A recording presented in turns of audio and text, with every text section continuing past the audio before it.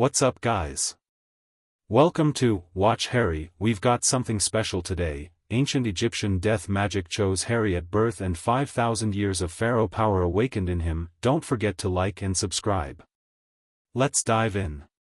Chapter 1. The Rite of Nahasi. The Hogwarts Express smelled like pumpkin pasties and someone's leaking cauldron 2 compartments down, and Harry Potter had been staring at the same page of the standard book of spells, grade 3 for 40 minutes without reading a single word. Ron was asleep with his mouth open, Scabbers making occasional unhappy noises from inside his jacket pocket. Hermione had already finished 2 chapters of Intermediate Transfiguration and was now working through something with a spine so thick it could double as a doorstop. The countryside rolled past the windows in long green sheets, the last of the summer light going amber and thin as they pushed north. Harry turned the page he hadn't read and stared at the next one. He'd spent the summer at the Dursleys thinking about dementors. Everyone at the Leaky Cauldron had talked about them in that particular way people talk about things that frighten them, quickly, and then changing the subject. Guards at Azkaban. 100 of them. Looking for Sirius Black. He'd read enough by now to know what dementors did. They fed on happiness. They made you relive the worst moments of your life until there was nothing left worth reliving. He wasn't afraid of them, exactly. He just had a feeling that his worst memories were worse than most people's. The compartment door slid open and Neville Longbottom looked in, spotted the sleeping Ron, mouthed sorry at Harry, and slid it shut again. Harry watched the door for a moment, then looked back at the window. The sky was doing something strange. It had been ordinary grey when he'd last looked, the usual northern overcast that descended somewhere around Yorkshire. But it had gone darker in the last few minutes, not like storm clouds, not exactly. More like the light itself had thinned. Gone dilute. Like someone had taken the color out of the world at the edges and was working slowly inward. Harry sat up straighter. Hermione. Does it seem darker to you?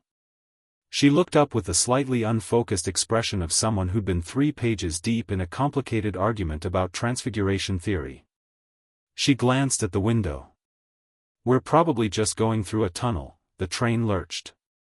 Not a normal lurch. Not a we're going around a bend lurch. It was a full, shuddering deceleration that threw Hermione's book off her lap and woke Ron up with a gasp, his hand flying instinctively to his pocket where Scabbers made a noise like a balloon slowly deflating. What, are we there? Ron said blearily. We can't be, Hermione said, already reaching for her book. We've barely been on for, the lights went out. Not a flicker. Not a stutter. Just, out. Every lamp in the corridor, every warm golden glow bleeding under compartment doors, gone in a single instant, and the darkness that replaced it wasn't normal train darkness at noon. It had weight. It pressed against the windows like a living thing, and Harry became immediately, viscerally aware of the cold. Not I should have brought a jacket cold. Not even winter in Scotland cold. This was cold that came from somewhere cold had no business coming from.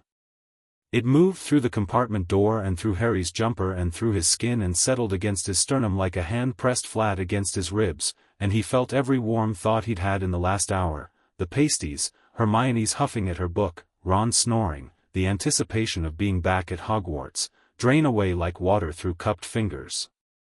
Ron made a small sound beside him that wasn't quite a word. Hermione had gone rigid. The compartment door opened. Harry had expected Neville. He'd expected a prefect.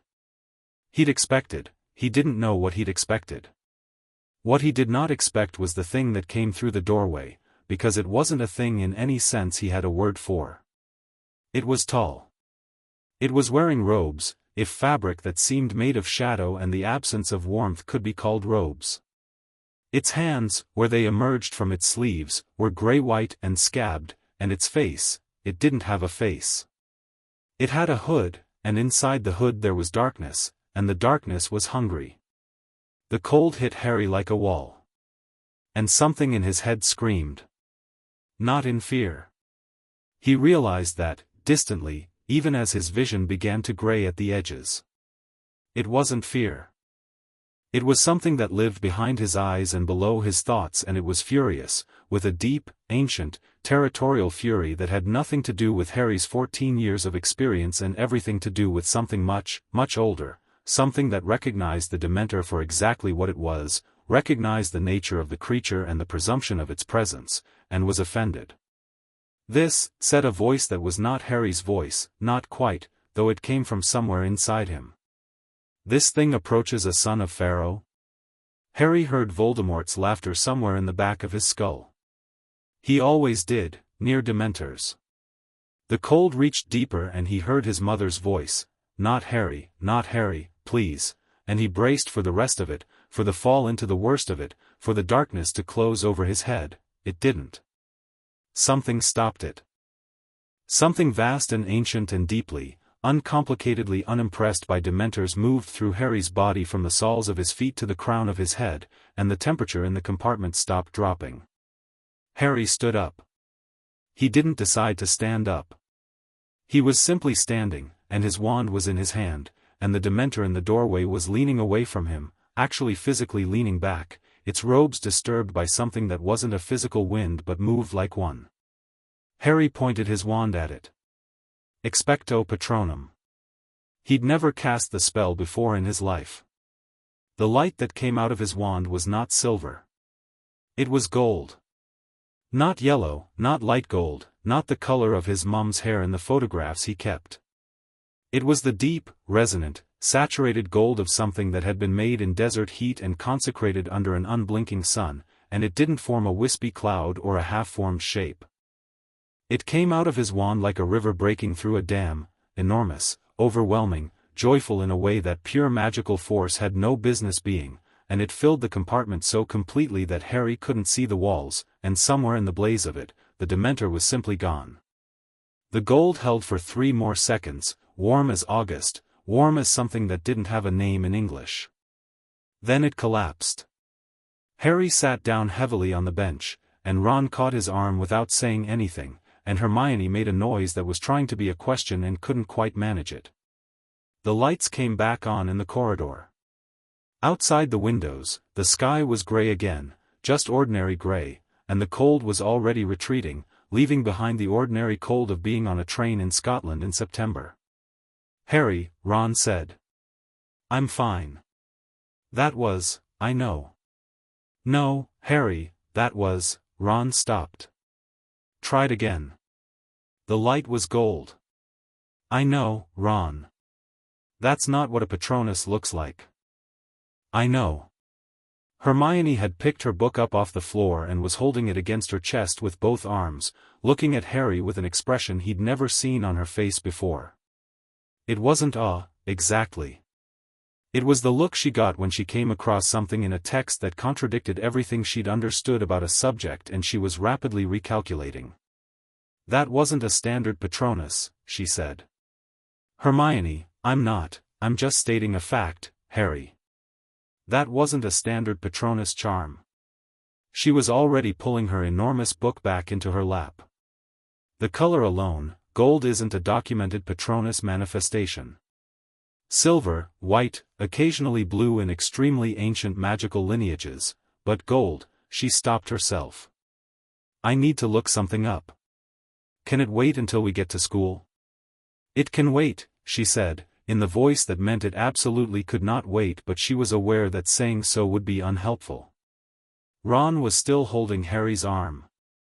He let go, slowly, like he wasn't entirely sure Harry wasn't going to fall over.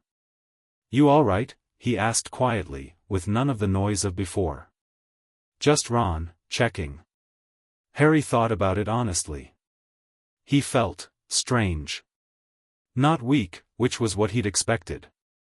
He'd heard casting a Patronus was enormously draining. He felt the opposite of drained. He felt like he'd been holding something back for a very long time without knowing it, and it had finally moved, and the absence of the effort of holding it was more tiring than the motion itself. Like a door that had always been locked, and now wasn't. "I think so," he said. "Yeah. I think I'm fine." The rest of the journey to Hogsmeade passed in a haze of Hermione muttering over her book and Ron eating the rest of the chocolate frogs he'd bought at King's Cross and occasionally glancing at Harry sideways when he thought Harry wasn't looking. Harry watched the darkness outside the window and thought about the voice. This thing approaches a son of Pharaoh? He hadn't imagined it. He was nearly certain he hadn't imagined it.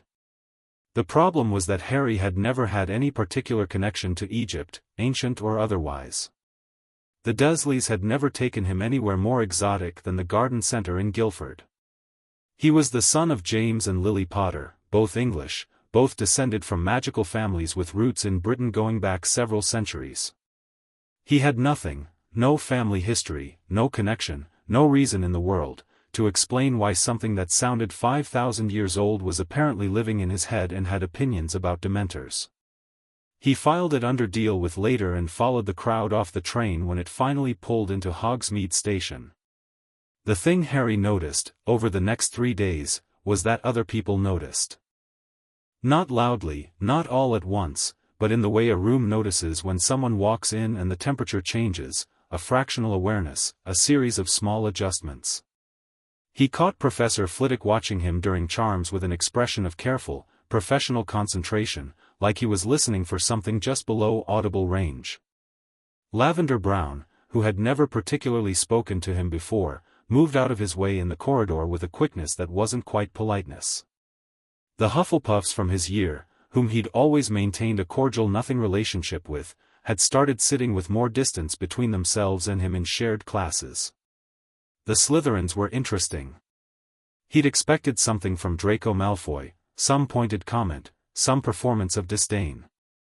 What he got, when he passed Malfoy in the entrance hall on his third morning back, was a look. Just a look, but it was the kind of look that Malfoy normally reserved for things that worried him, and Malfoy covered it quickly and said something to Crabbe, and they walked away slightly faster than necessary. Harry mentioned it to Hermione. "I think something changed on the train," he said. "I think people are picking up on it somehow.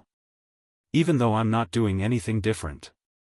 They were in the library, late enough that most of the other students had gone to dinner. Hermione had 3 books open on the table and was cross-referencing at a speed that suggested she hadn't been waiting for him to bring it up so much as she'd been waiting for him to admit he'd noticed. "Ambient magical resonance," she said immediately. "Advanced theory, it's in Dumbledore's own published research from the 1970s, actually. It's the idea that when a wizard's or witch's magical core undergoes a significant event, not just growth, but a fundamental change in its nature, the core broadcasts at a different frequency afterward. Most people can't consciously detect it. But they respond to it instinctively. So everyone can feel that something happened. Something changed, yes. Not what, not how, just that it did." She paused. "Harry, I've been reading about Egyptian death magic. I assumed. I need you to not interrupt." She pulled one of the books toward her. It was old, its cover the deep ochre of something that had come out of a climate that wasn't Britain's, its title barely legible but containing the words Arcana Cometic and something below that in hieroglyphics. "Egyptian magical tradition is the oldest structured magical framework in the world. By at least 2,000 years over Mesopotamian practice and closer to 3,000 over anything that became modern European wizardry. And the pharaonic tradition specifically, the magic associated with the ruling dynasties, was in a category entirely by itself. Why? Because it wasn't just about spells and rituals. It was about succession. About the transfer of power. The Egyptians believed, and I'm increasingly convinced they were right, that a pharaoh didn't just rule. They accumulated. Every pharaoh added to the magical inheritance of the dynasty, and that inheritance was passed through specific rituals designed by the priests of Anubis. The god of the dead, she added, looking at him over the top of her book. "I know who Anubis is, Hermione. The reason I'm telling you this," she said carefully, "is because I found a reference, in here, and also in Advanced Magical Theory and also in a paper published in 1943 by a curse-breaker for Gringotts who'd spent 20 years in the Valley of the Kings, to a specific rite. The rite of Nehazi. And the description of what it does, Harry, she stopped. She actually stopped mid-sentence, which Hermione almost never did. What? Harry said. She turned the book around and slid it across the table. The page was dense text in academic English, but the paragraph she was pointing to was short and had been translated from something else, the kind of translation that always felt like it was losing something in the journey. The rite of Nehazi was performed only once, in the reign of Ramesses II, by his fourth son Khammwazit, the greatest practitioner of death magic in Egyptian recorded history. It was designed to preserve the entire accumulated magical inheritance of the 18th, 19th, and 20th dynasties in a single vessel, not a living vessel, but a receptacle of the soul's own making, to be passed on through the boundary between life and death into a body that had come to the threshold and returned. The rite could not be activated by choice. It could only be activated by a specific magical event, the moment a soul, connected to the rite's framework by bloodline or divine selection, passed through death and returned. At that moment of return, the inheritance transfers completely. Harry read it twice. When I was 1 year old, he said. When the killing curse hit you, Hermione said quietly. You died, Harry. Or you very nearly died. You came to the threshold and came back. And if you were connected to this rite, bloodline or divine selection. Yes. I'm not Egyptian, Hermione. I know. My family is from, I know. She leaned forward. That's what the divine selection provision was for. The priests of Anubis built the rite to be carried in time, potentially across centuries, potentially across bloodlines, until it found someone whose soul matched the parameters. A soul that had faced death and returned. Someone the god of the dead saw fit to carry 5,000 years of pharaonic power. She looked at him steadily. The color gold, Harry. It's in every single description of pharaonic death magic I can find. The color is always gold. Harry sat back in his chair. The library was almost entirely quiet. A torch guttered somewhere in the stacks. Outside the windows, the lake was black and still, and the mountains beyond it were barely visible against the night sky. That's insane, he said. Yes. You believe it. I believe the evidence, she said, in the tone that meant yes, she believed it, completely, and found the experience somewhat alarming. I think you should be careful who you tell. Why? She looked at him like that was the most surprising thing he'd said all conversation. Because you're sitting in a school in Scotland with the magical inheritance of an entire Egyptian royal dynasty inside you, Harry. Because the last time something enormous happened to you, Dumbledore put you in a cupboard under some stairs for 10 years, he didn't put me, he made a choice, she said, and that choice was based on managing your power. Controlling it. Making sure it developed in a way he could understand and guide. She closed the book gently. I just think you should have more information before you walk into his office. Harry looked at her for a long moment. Fair enough, he said. He went to Dumbledore's office anyway. Not that night, not with Hermione's research still half finished and the full scope of what she was suggesting still sitting heavy and strange in his chest.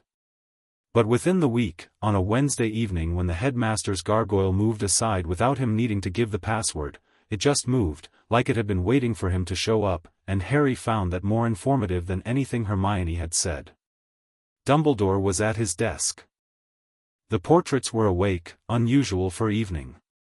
Fawkes was on his perch and the Phoenix looked at Harry with eyes that were amber and very old and entirely unafraid, which Harry found oddly comforting. Harry.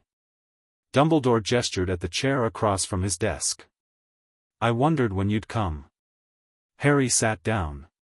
He looked at the headmaster's face, the silver beard, the half-moon glasses, the eyes that were always doing something slightly more complicated than just looking, and said, You felt it. On the train. Dumbledore was quiet for a moment. Just a moment. I felt something, he said carefully. Yes. You're not surprised. I am not entirely surprised, Dumbledore said. He set down the quill he'd been holding and folded his hands on the desk. I will be honest with you, Harry, to a degree I perhaps should have attempted sooner. When you survived the killing curse as an infant, I knew that your survival was not explained entirely by your mother's sacrifice.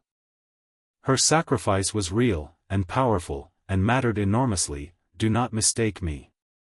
But it was not the only thing that kept you alive. There was a second magical event occurring simultaneously that I could not, then, or for many years after, fully identify. The rite of Nehesi, Harry said. The portraits stirred. One of them, an old man with a deeply lined face and robes that looked like nothing British, sat sharply forward in his frame. Dumbledore's expression shifted very slightly. The careful neutrality slipped, just for a fraction of a second, and what was underneath it wasn't fear exactly. It was the expression of a man who had been hoping, for a long time, that a particular thing was not true. Where did you read that name? He said. Library, Harry said. Hermione found it. She's very thorough.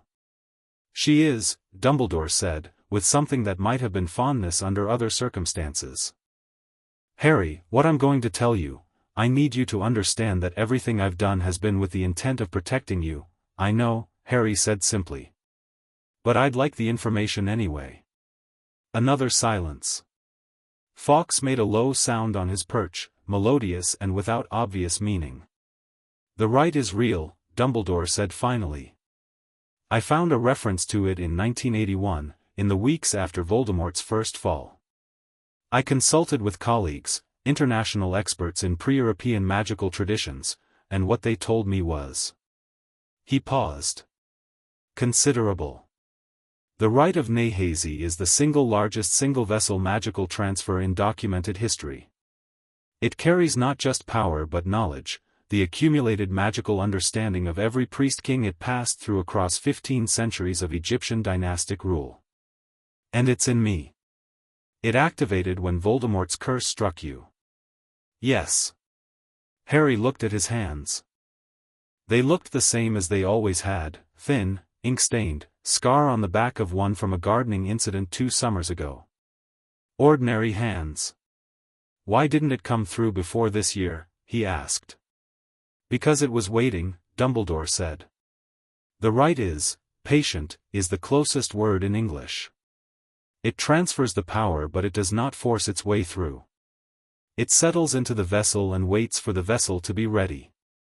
He looked at Harry over his glasses. Whatever happened on the train, Harry, I am told the dementor did not simply retreat. The prefects on duty reported that the entire carriage had been flooded with a light they couldn't look at directly. It worked, Harry said. The Patronus. Your Patronus was gold. Yes. Dumbledore was quiet. He was looking at Harry with an expression that was entirely new, and Harry watched it and recognized it with a clarity that had nothing to do with 14 years of experience and everything to do with something much older moving through his understanding. The headmaster was recalibrating. There are things that will need to be discussed, Dumbledore said slowly. About what this means. About what you should know, and what precautions. I'll want to know everything, Harry said. Not aggressively. Not as a demand.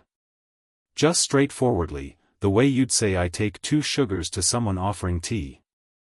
All of it. Not the version you decide is safe for me. Everything. The silence stretched. Yes, Dumbledore said at last. I expect you will. The dream started 3 nights after the library. Not nightmares, nothing like nightmares. He'd had enough of those to know the difference. These were clear and vivid and saturated in that deep Egyptian gold, and in them Harry walked through a temple he had never seen but recognized the way you recognize the street you grew up on. Massive columns.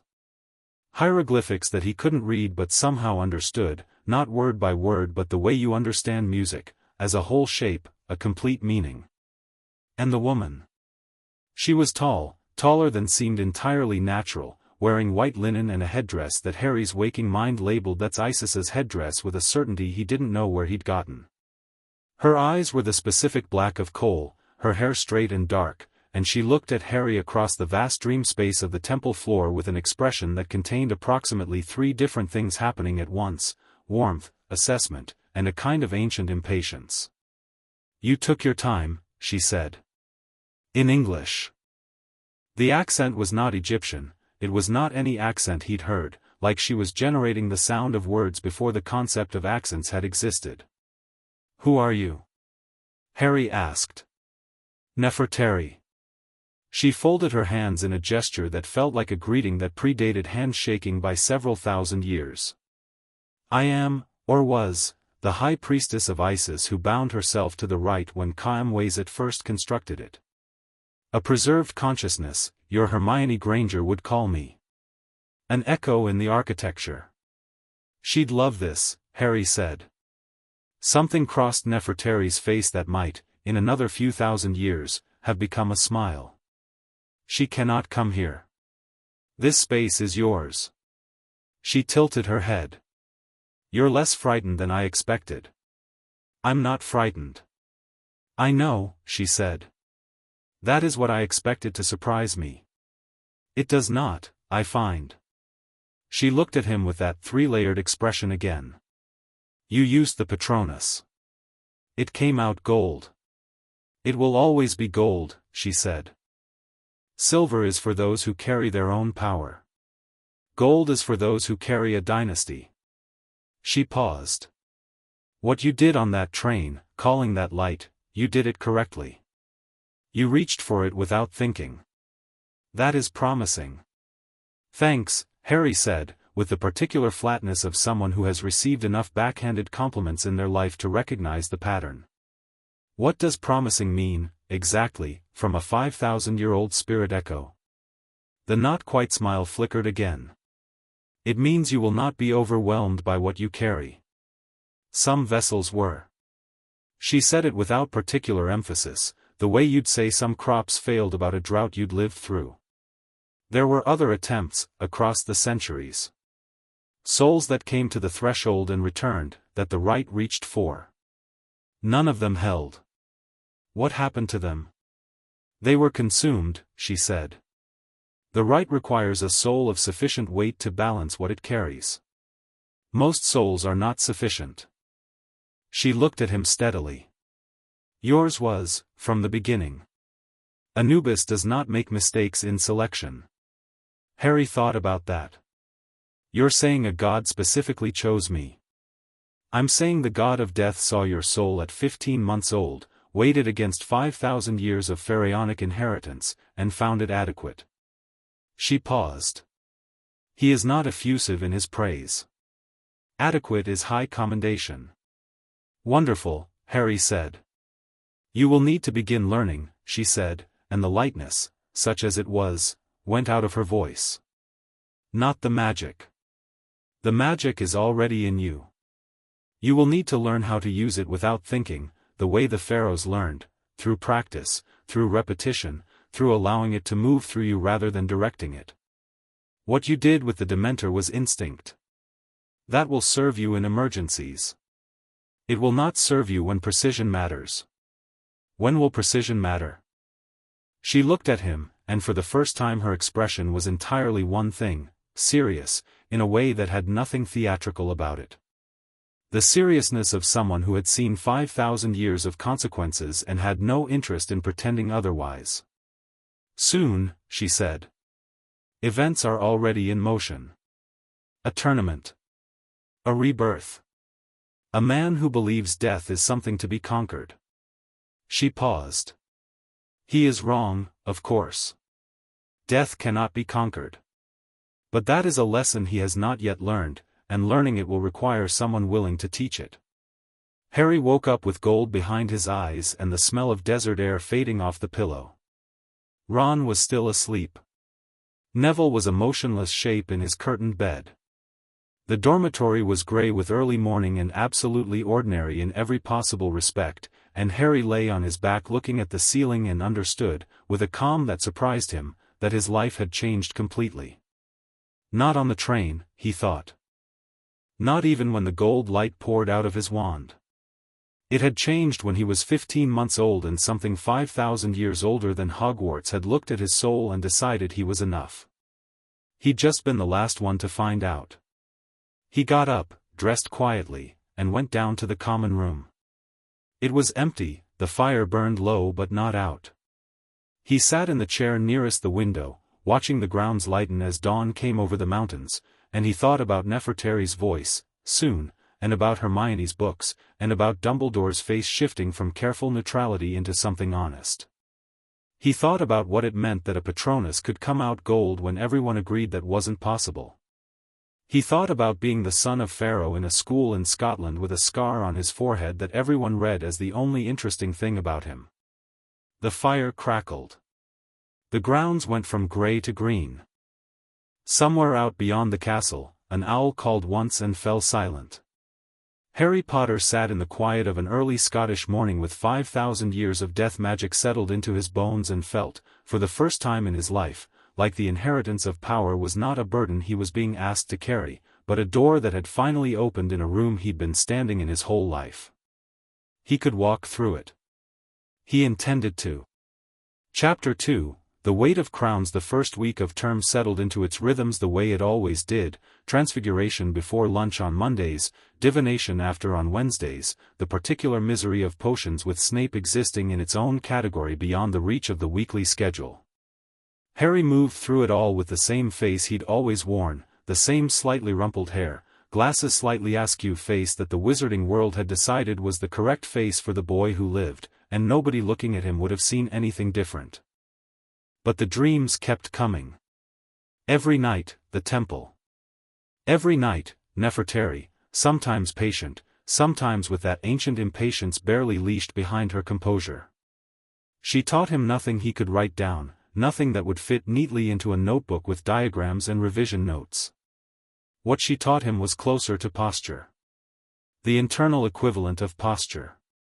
The way the power inside him sat in relation to his intent, the same way a good swordsman doesn't think about the blade is just the direction of the thought. She'd show him something in the dream space, some quality of attention, some angle of will, and he'd wake up with it already integrated into the way he moved through a room. Ron noticed before he said anything. They were at breakfast on the Thursday of the second week, and Harry reached across the table for the pumpkin juice without looking and accidentally knocked over a full goblet, and the reflex that caught it, wandless, wordless, entirely automatic, froze the immediate area of the table into a brief and private silence. Ron set down his fork. He pointed at the goblet now sitting perfectly upright with not a drop spilled. Without your wand. Apparently, Harry said. Third years can't do wandless magic. I know. Most seventh years can't do wandless magic. Ron, Hermione said, without looking up from her book, keep your voice down. Ron dropped his voice, but his expression did the opposite. Harry. That was wandless. That was unconscious wandless magic. Adults can barely manage that. It's the inheritance, Hermione said, finally putting down the book, apparently deciding they'd arrived at the conversation she'd been expecting. The pharaonic tradition, their magic wasn't wand-based. Most pre-medieval magical frameworks weren't. They used staffs, yes, and amulets, but the actual working of magic was internal. Bodily. The wand is essentially a Western European invention and it's brilliant for precision, but it also means most modern wizards have outsourced their magical intuition into a piece of wood. So the inheritance is, Ron started. It's been practicing in his sleep, Hermione said. Or something like it. The magical knowledge is already there, Harry's just catching up to it physically. She looked at Harry. It's going to keep happening. More of it. More often. Brilliant, Ron said, in the voice that meant he genuinely thought it was brilliant but also that it was going to cause a lot of problems and he was already counting them. Brilliant, Harry agreed, and poured himself more pumpkin juice. The problem with Hermione's ambient magical resonance theory was that she had undersold it. It wasn't just that people were faintly aware something had changed. By the end of the second week, Harry walked into a room and it shifted. Not dramatically, not in any way he could point to and say look, the room changed, but conversations adjusted. People moved without thinking about moving. There was a particular quality of attention, like the way a compass needle moves when something magnetic comes near it, and Harry noticed it in everyone from the first years who plastered themselves to the corridor walls when he passed to Professor McGonagall, who looked at him during Transfiguration with an expression of careful professional assessment that was new and entirely different from the careful professional assessment she'd given him before. The only person in the school who seemed completely unaffected was Ginny Weasley, who passed him in the corridor on Thursday afternoon and said, "Nice catch at breakfast, by the way," and then kept walking, and Harry stood in the corridor for a moment longer than was strictly necessary. He brought that up to Ron. "Don't," Ron said immediately. "I'm just saying she didn't. I know what you're just saying and I'm just saying don't." Hermione, wisely, said nothing. Potions was its own particular flavor of interesting. Snape had always disliked Harry with the focused, professional dislike of a man who had made a deliberate choice to dislike him and was honoring that choice with consistent effort. Harry had grown up on it. He'd stopped expecting anything else from the potions classroom, the same way you stopped expecting anything other than damp from a Scottish autumn. On the second Friday of term, they were brewing a shrinking solution, and Harry's was perfect. Not almost perfect, not better than expected, perfect, with the correct color transition and the correct rate of viscosity change and a smell that was exactly what the textbook said it should smell like. He'd done it without consulting the textbook after the first 3 steps.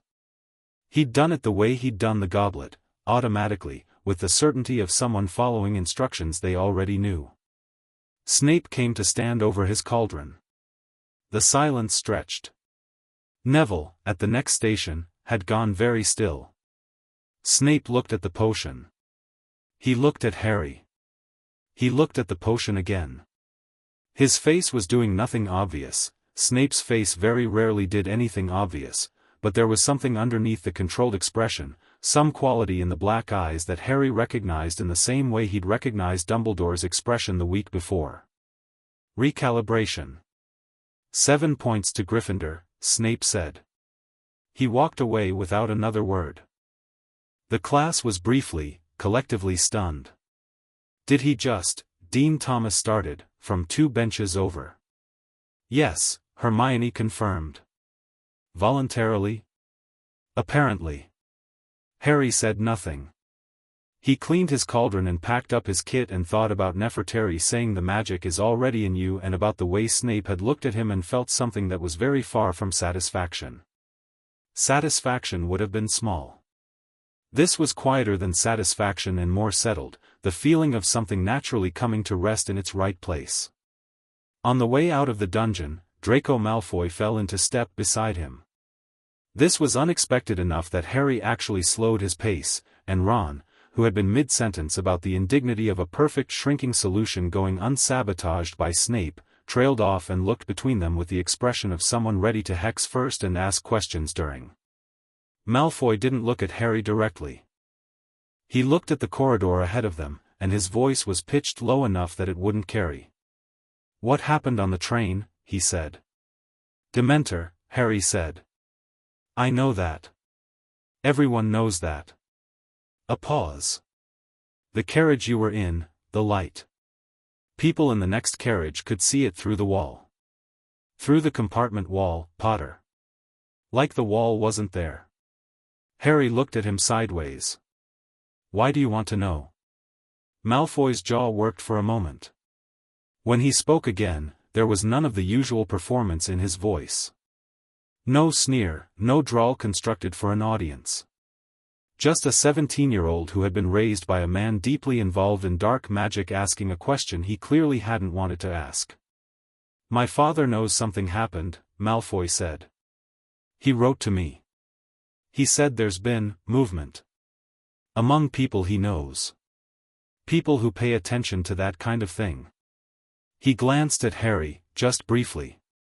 "He said someone with very old magic had made themselves known." "Afraid?" Harry said. He didn't mean it as a taunt. He was genuinely asking. Malfoy's expression tightened. He peeled off at the next corridor junction without answering, Crabbe and Goyle lumbering after him, and Ron watched them go with narrowed eyes. What was that? Ron said. Information, Harry said. He was trying to get information from you, he gave me some first. Harry kept walking. Lucius Malfoy is paying attention. Which means Voldemort's people are paying attention. Ron's face went through its usual series of contractions at the name. Hermione, on Harry's other side, had already pulled out her notebook. We should tell Dumbledore, she said. I already told Dumbledore, Harry said. Or close enough.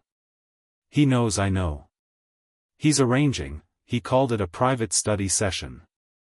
International Magical Theory. He glanced at her. I think it's going to be a practical. Hermione looked at him over the top of her notebook with an expression that was approximately 70% academic excitement and 30% concern. How do you know?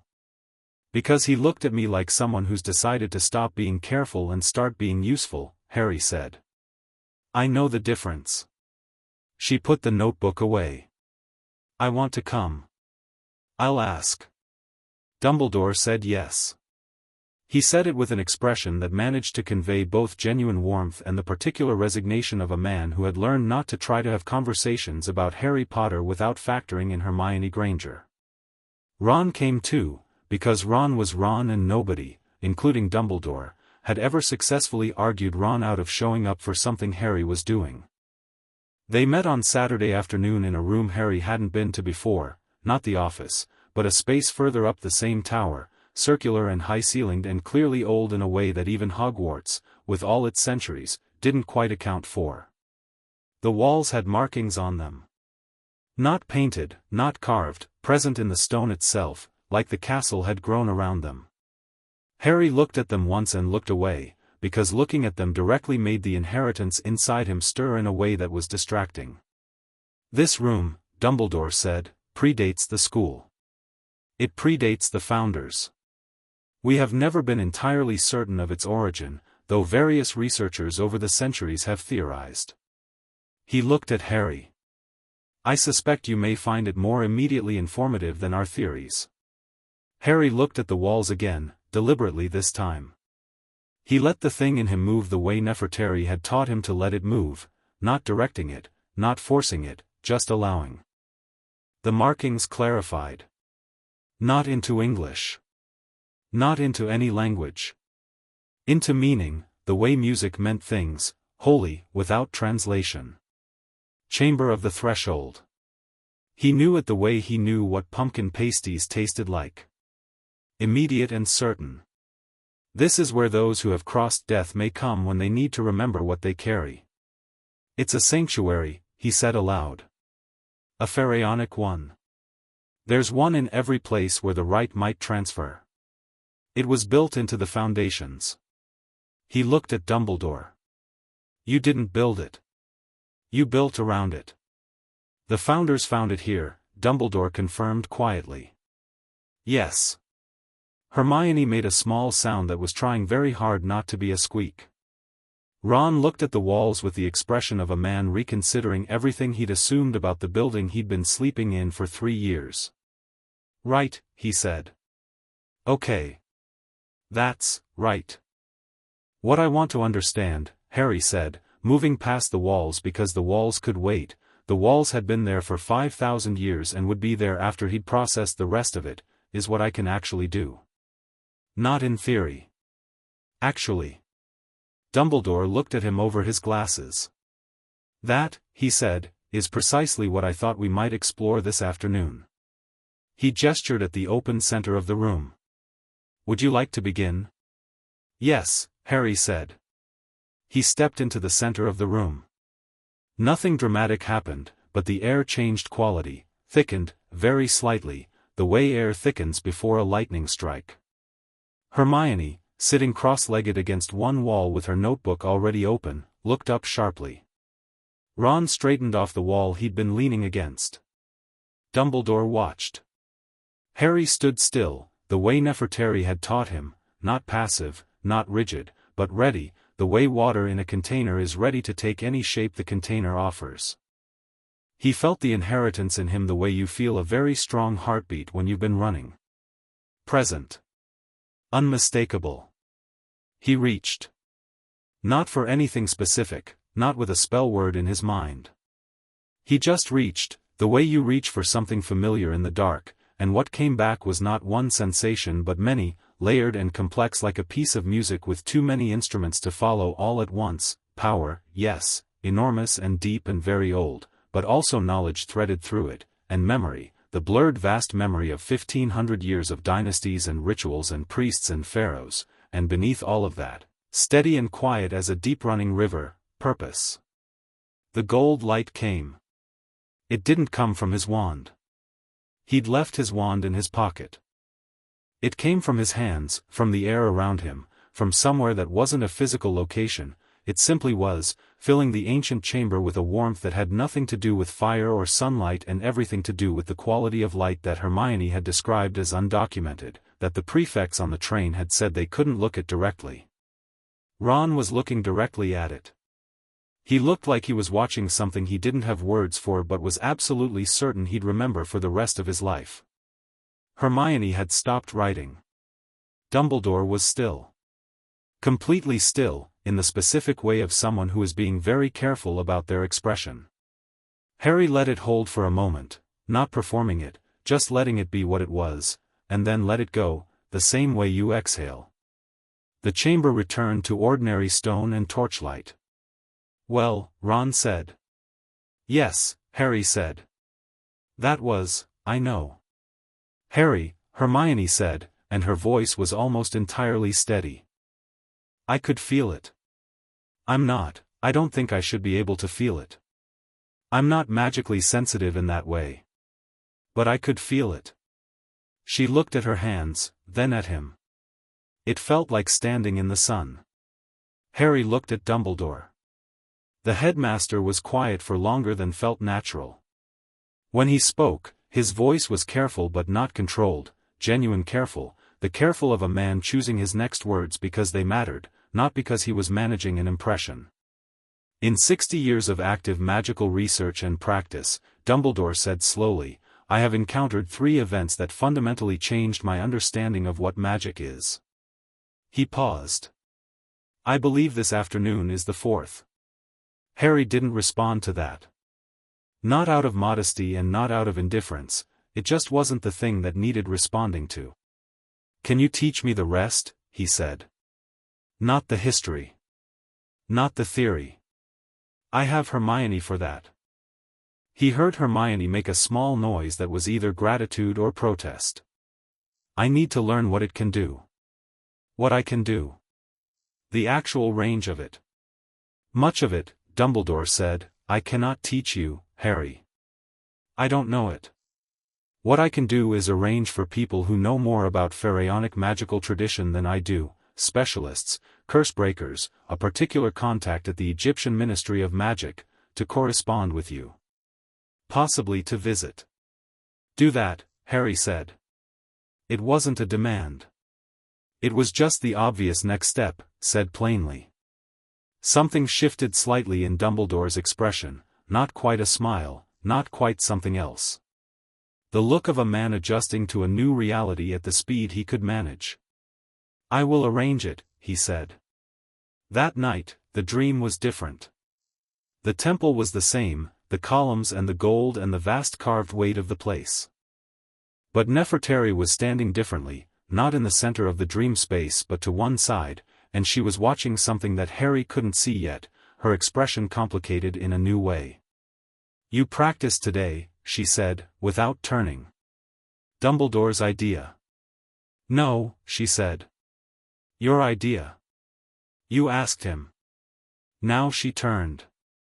That is the difference. She studied him for a moment. How did it feel? Natural, Harry said. Like something that had always been there but I'd been looking slightly to the left of. She tilted her head. That is because it has always been there. Since you were 15 months old. She paused. There is something I need to tell you. About what is coming. Harry waited. The man who tried to kill you, she said. He is not gone. You know this. Everyone knows this. He is working toward his return. There is a ritual, old magic, though nothing so old as ours, that will restore him to a body. It requires specific components. Her voice was even, completely neutral, the way a weather report is neutral about rain. Your blood is one of them. The dream space was very quiet. When? Harry said. Not soon. But not distant. She held his gaze. He will not succeed in the way he intends. You know that?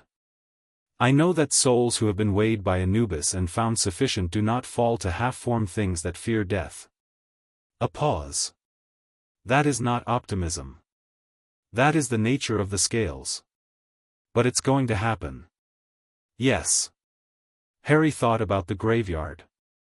He didn't know about the graveyard yet, not consciously, but the inheritance had its own relationship with time, not exactly foreknowledge, but the quality of recognition you got from carrying 15 centuries of pattern. All right, he said. Nefertari looked at him sharply. All right. All right. It's going to happen, so I'll prepare.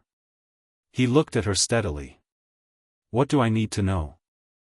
She was quiet for a moment, and then she made that not quite smile again, and this time it went further than before. You are, she said, exactly what Khaim Wazit designed this for. Is that a compliment? It is an observation, she said. From me, that is better. She straightened. We will begin properly tonight. Pay attention. Harry woke up at dawn again and lay in the grey dormitory light with his mind full of things that had no names in English. He could feel the distinction between them now, his own magic and the inheritance, the way you can feel the difference between your heartbeat and your breathing. Both were his. Both had always been his. But they were different instruments. His own magic was the thing that had always been there, quick and instinctive and sometimes surprising even to him. It was the thing that had protected him from Voldemort's curse when he was a baby, his mother's love running through it, making it specific and fierce and personal. The inheritance was older and less personal, but no less his. It was the river. His own magic was the swimmer. He got up and found Hermione already in the common room, sitting in the best chair by the fire with 3 books and a cup of tea that the house elves had delivered. She looked up when he came downstairs. I couldn't sleep, she said. Me either. He dropped onto the sofa. How much have you found? More than I expected. Less than I need. She set down the book she was holding. Harry, the pharaonic magic in you, the rite of Nehazi, it's not just power. The texts I've been reading, the academic ones, not the dramatic ones, they describe what it carries as a full cosmological framework. Egyptian magical cosmology is completely different from what we learned in school. Magic isn't divided into dark and light. What's it divided into? Ma'at and chaos, she said. Order and disorder. The magic of the pharaohs was specifically the magic of Ma'at, of correct order, balance, things being in their proper place. She looked at him with that recalculating expression. Which is why Voldemort's magic is specifically its opposite. Not dark, not evil in our sense, but disordered. Fundamentally out of balance. She paused. And why your Patronus is gold and Voldemort's, has never been able to produce one at all, Harry said. He'd read that somewhere. Cannot produce one, she said. Not won't. Cannot. Because a Patronus requires a soul that has genuinely encountered death and chosen life, and Voldemort has only ever chosen to run from death. She tapped the book in her lap. The rite of Nehazi chose you because you have the opposite relationship with death that he has. You've faced it. You carry it. You're not afraid of it. Harry thought about the graveyard that the inheritance told him was coming. Good, he said. Hermione studied him for a moment. You're different, she said. Not accusingly. Just observationally, the way she observed everything. Is that bad? No. She was quiet for a moment. You feel more like you, actually. Like something that was being suppressed isn't anymore. A pause. You know the room of requirement? We've used it. The one in the castle that predates the founders. The one Dumbledore doesn't know the origin of. She looked at him meaningfully. I think it's connected to the sanctuary room. I think there might be more spaces in this castle that respond to you specifically. She tilted her head. I think Hogwarts itself might be aware of what you are. Harry looked at the fire. Nefertari said the right places a sanctuary in every location where it might transfer, he said slowly. The castle was built around one. So the castle has had this in its foundations for, how long has Hogwarts been here? Approximately 990 AD, Hermione said immediately. Just under 1,000 years. So for 1,000 years, Hogwarts has had pharaonic death magic in its foundations, and now the vessel the magic was waiting for is inside the building. She pulled her knees up, hugging the largest book against her chest, and looked at him with eyes that were bright and honest. I think the castle has been waiting too. As if to confirm it, something in the fire shifted, the flames went briefly, unmistakably gold, then back to orange. Ron's voice came from the staircase. Is it too early for breakfast because I had a dream that someone turned all the bacon in the Great Hall into, he stopped. Looked at them both. Looked at the fire. Right. Okay. Very mystical. Can we go to breakfast anyway? Harry stood up. The fire was ordinary again, orange and crackling, and the common room was just the common room with its squashy chairs and slightly frayed rugs and the portrait of a very fat witch who was snoring against the frame of her painting. But the castle felt, underneath all of that, alive, in a way Harry was only beginning to understand how to feel. Like something vast that had been sleeping was slowly, contentedly waking up.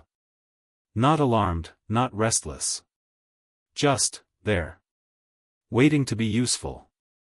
He followed Ron and Hermione out through the portrait hole into the castle corridors, the morning light coming gold through the high windows, and he thought about Nefertari's voice and about the graveyard and about 5,000 years of Pharaoh power settling its full weight into the ordinary body of a 13-year-old with ink on his hands, and he thought, let it come.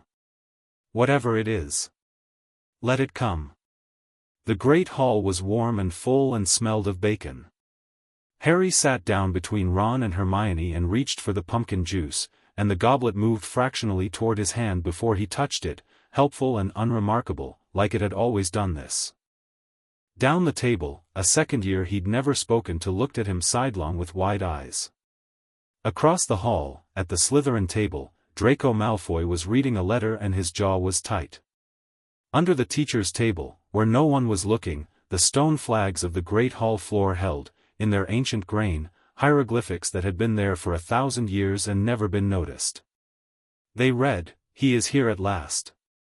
Chapter 3, The Goblet remembers October arrived in Scotland the way it always did, without particular announcement and with a great deal of cold rain, and Hogwarts received it the way it always did, which was to say with fires in every hearth and the collective misery of students who had forgotten over the summer how genuinely unpleasant Quidditch practice was when the sky was trying to drown you. Harry had other things to think about. The letters had started arriving from Cairo. Dumbledore had been as good as his word. 3 weeks after the meeting in the sanctuary room, a very large, very serious-looking owl with golden-tipped feathers had landed at Harry's place at breakfast and deposited an envelope sealed with wax in a color Harry didn't have a name for, somewhere between amber and the inside of a fire, and stamped with a cartouche that made the inheritance inside him stir like a dog that had heard a familiar whistle. The letter was from a woman named Dr. Aisha Okafor, senior cursebreaker and keeper of ancient records at the Egyptian Ministry of Magic's Department of Pharaonic Heritage. Her English was precise and formal in a way that suggested it was her 4th or 5th language. She knew about the rite of Nehazi. Not everything, but enough, more than Hermione's books, more than Dumbledore's researchers. She had studied the fragments of the original ritual text for 20 years. She also, in the second paragraph, said this: "I must be direct with you, Mr. Potter, because the rite you carry does not benefit from indirection. You are not the first soul the rite has reached for since Chaim Wazit constructed it in 1213 BCE. There have been 7 others across the centuries. None of them carried it to completion. I have spent 2 decades studying why. I believe I know the answer. I would like very much to meet you." Harry wrote back the same evening, 3 sentences, Dr. Okafor. "Thank you for your letter. When can you come to Hogwarts?" Hermione had looked over his shoulder at the reply and said, "That's it? 3 sentences?" She said she values directness. Hermione considered this, then conceded with a small nod that it was probably fine. The reply came 4 days later. Dr. Okafor would be at Hogwarts before the end of October. She was coming with a colleague and a ministry-sanctioned research mandate, and she wrote with an energy that Harry recognized, the energy of someone who has spent 20 years building up to a meeting and is trying very hard not to let that show. He liked her already. The other thing October brought was bows batons and Durmstrang. Harry knew it was coming. Hermione had read about the Triwizard Tournament in an abbreviated history of Hogwarts before they'd even finished second year, the way Hermione read about everything that might eventually be relevant. He'd known in the abstract that it was this year, had known it with the comfortable distance of knowing something is scheduled and therefore not yet your problem. Then the carriages came down from the sky, enormous and blue, pulled by horses that were also enormous and, Harry noted with interest, were not quite alive in the ordinary sense. They had that quality of things that existed partly in both the living and the dead register that the inheritance in him had learned to recognize the way your eyes learn to adjust to different light levels. He mentioned this to Hermione. "Abraxans," she said. "The Abraxan breed of winged horse, extremely rare, extremely powerful, extremely, Harry, are you saying you can tell that they're partially, like Thestrals?" he said. "Not the same way. But something similar."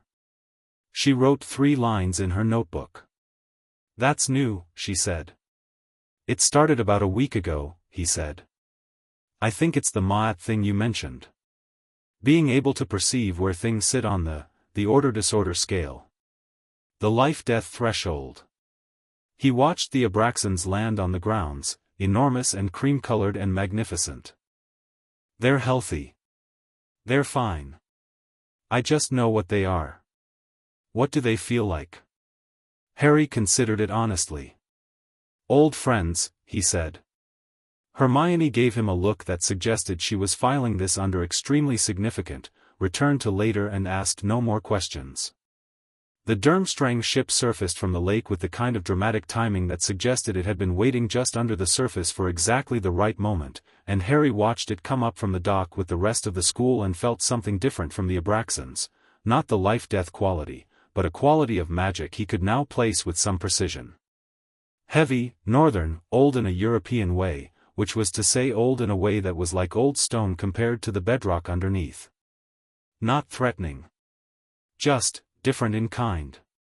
Crumb came off the ship with the Durmstrang students, shoulders hunched against the cold, looking like a man who had decided years ago that he was done being impressed by things. Half the students around Harry made various noises of excitement. Harry watched Crumb cross the grounds and felt the inheritance register him the way you might register a large, powerful, non-threatening animal, acknowledging, not concerned. Ron had been reduced to something close to incoherence. "It's Victor Crumb," he said. "I can see that. Victor Crumb, Harry. Still the same name it was 30 seconds ago. He's the best seeker in the world, yes, I know." Harry looked at Crumb's retreating back. "He looks like he wants everyone to leave him alone." Ron stared at him. "You're not even a little, he's a good seeker," Harry said reasonably. "He's not a Pharaoh." Ron processed this. "That's the most arrogant thing you've ever said." "I don't mean it arrogantly. It was arrogant though. It was just a fact, Harry said, and Ron opened his mouth and closed it again and then laughed, mostly against his will, and shook his head. Right, he said. Okay. Fair enough. The Halloween feast was the most elaborate Harry had seen in 3 years at Hogwarts, and that was saying something given that the school's default approach to feasts was already fairly maximalist. The Great Hall had outdone itself. The ceiling was black and genuinely starry rather than just charmed to look starry, the decorations were somewhere between festive and unsettling, and the food was the kind of food that made you seriously reconsider all your beliefs about the relationship between effort and quality. Harry was eating a bread roll and half listening to Ron explain the finer points of Crum's Wronski feint to a Beauxbatons girl across the table who was being very politely uninterested, when Dumbledore stood up. The goblet of fire was brought in. Harry had seen descriptions of it, an old wooden goblet, unremarkable except for the blue-white fire burning inside it, and the headmaster's voice carrying the rules across the hall. 1 champion per school. Drop your name into the goblet before the age line. The goblet would select 1 champion from each school on Halloween night. The tournament would begin. Harry looked at the goblet. The goblet looked back. Or, not looked. That wasn't quite right. But the inheritance inside him responded to it with a quality of recognition so strong it was nearly physical, the way you might flinch when something very bright is right in front of your eyes. The goblet wasn't just enchanted. The enchantments on it were old, genuinely old, old in the way that the sanctuary room was old, and they were responding to him the way the castle had been responding to him, with that quality of something that has been waiting. Hermione, he said quietly. I felt it, she said, without looking at him, her voice very controlled. What do you think it wants? She thought for a moment. Not what it wants. What it knows. She finally looked at him. The goblet of fire is pre-medieval. Nobody agrees on its exact origin. The academic consensus is Northern European, maybe Scandinavian, maybe earlier. It isn't, Harry said. She stopped. You can tell. It's older than that. Much older. He looked at it across the hall, the blue-white fire dancing above the wooden rim. Where do you think an artifact that's older than medieval Europe comes from? Her eyes widened. Just slightly. Just enough. Harry, The enchantments on the goblet, the selection enchantments, the ability to recognize magical potential, to weigh a soul's worth against the challenge, Egyptian, Harry said. The word landed between them quietly, and Hermione sat back in her seat and looked at the goblet and then at Harry and then at the goblet again, and the expression on her face was the one he associated with a particularly satisfying piece of research coming together. That's why the age line doesn't matter, she said slowly. Not for you. The age line was added by Dumbledore, recently. The original enchantments on the goblet are much older, and the original enchantments, recognize what I carry, Harry said. Yes. So when they open the entry period, I think, Hermione said carefully, that the goblet is going to put your name in itself. She paused. I think it already has. I think the moment you walked into this hall tonight, the goblet recognized the rite of Nehazi and made its selection. She looked at him. Are you going to tell Dumbledore? Harry thought about it for approximately 2 seconds. No, he said. Harry, if I tell him, he tries to remove me from the tournament. He can't, because the goblet's selection is a binding magical contract, but he'll spend time trying and it'll be a whole thing. He reached for his pumpkin juice. If I let it happen, I compete, and I win. Ron, who had apparently been listening to the last 30 seconds of this while maintaining the appearance of explaining the Wronski feint, said, Of course we're doing it the complicated way. It's not complicated, Harry said. It's simpler than the alternative. The alternative being, tell the most powerful wizard in Britain about a potential problem before it becomes an actual problem? The alternative being let Dumbledore make another decade of careful, well-intentioned choices about my life. Harry said it without heat. Not bitterly, not dramatically, just the plain statement of a preference. I'd rather handle this one myself. Ron looked at him for a long moment, and then he nodded, a real nod, not a reluctant one. All right, he said. Yeah. Okay. Hermione looked between them both. I want it noted, she said, that I think we should tell him. Noted, Harry and Ron said simultaneously. She sighed in the way she reserved for moments when she knew she was going to be proved right eventually and was already preparing the I told you so. The night the goblet was to announce its selection, the Great Hall was electric with the specific electricity of people trying to appear more casual than they felt. The Beauxbatons students sat very straight. The Durmstrang students sat very still. The Hogwarts students, who had 4 years of experience with this castle and its relationship with dramatic timing, mostly sat and waited with the resigned pragmatism of the experienced. Dumbledore rose. The goblet flared. The first name came out on a tongue of flame, and it was Fleur Delacour, who stood and received the applause with the grace of someone who had expected it and found the expectation neither flattering nor offensive. The second name was Victor Krum, who stood slowly and looked at no one in particular, and the Durmstrang table erupted. The third name was Cedric Diggory, and Harry clapped with genuine warmth, because he liked Cedric, who was kind in the specific unconditional way that confident people sometimes were, without needing anything from it. Then the goblet flared a fourth time. The hall went absolutely silent. The flame was not blue-white. It was gold. Deep, resonant, impossible gold, and it burned for longer than the other names had burned, and the slip of parchment it produced floated across the hall with a certainty that had nothing accidental about it, and Dumbledore caught it and read what was written on it and was still for exactly 3 seconds. Harry Potter, he said.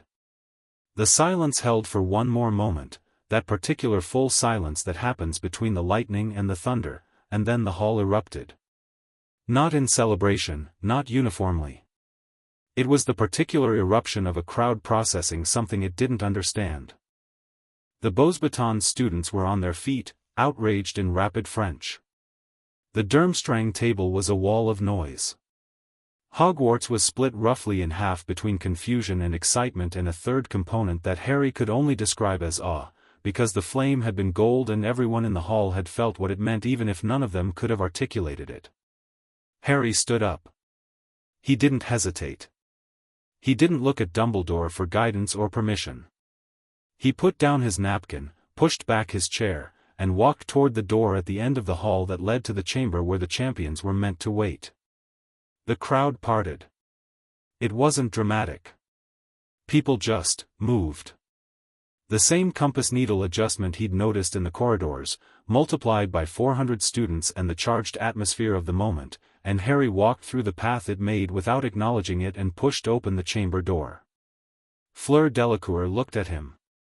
Krum looked at him. Cedric looked at him with an expression that was half surprise and half something more honest than surprise, a look of straightforward assessment. Harry, Cedric said. Cedric. Harry found a spot against the wall and leaned against it, arms folded. Good result for Hogwarts. Assuming this is legitimate, Fleur said. Her English was musical and precise. She was looking at Harry with the thorough assessment of someone who had grown up around powerful magic and knew how to read it. You did not put your name in. No, Harry said. But the flame was, she stopped. Recalibrated. Her expression shifted into something that Harry recognized, the same recalibration, the same internal adjusting, that everyone went through when they spent enough time near him. She looked at him with new eyes. What are you? A 4th year, Harry said. Her mouth curved very slightly. That is not what I meant. I know, Harry said. It's just the easiest answer. Krum had said nothing. He was watching Harry from across the room with those heavy, assessing eyes, and Harry looked back at him without any particular feeling except a mild interest, and Krum did something that Harry didn't expect. He nodded. A single, deliberate nod, the acknowledgement one serious person offers to another serious person. Harry nodded back. The door opened and the room filled with teachers and Dumbledore and Ludo Bagman and Bartemius Crouch, and the noise and the questions and the protests. "There must be an error, this is unprecedented, the rules clearly state," washed into the room like weather coming through a window someone had left open, and Harry stood against his wall and watched it all and waited. Dumbledore looked at him across the room. The look lasted barely a second. In it, Harry saw Dumbledore confirm everything he'd suspected. The headmaster had known this was possible, had perhaps even suspected it would happen, and had not quite believed it until this moment, and was now doing the rapid recalculation of a very intelligent man processing a situation he'd hoped wouldn't arrive. Harry held the look steadily. Nothing hostile in it, nothing challenging. Just, clear. "This is what's happening. I'm handling it." Dumbledore looked away first. "The Goblet of Fire," Dumbledore said to the room, his voice carrying the particular authority that had nothing to do with volume, "is a binding magical contract. Its selections are final. Harry Potter will compete as Hogwarts' second champion." A pause. "I trust everyone here understands the implications."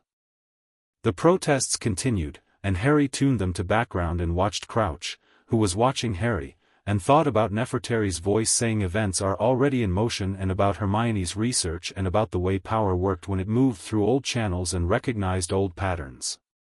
Crouch's expression was not the expression of a man who was surprised. It was the expression of a man who was afraid. Not of the goblet's choice. Not of the rule violation. Of Harry, specifically, with a knowledge fear that was different from the ambient unease most people showed. This was specific.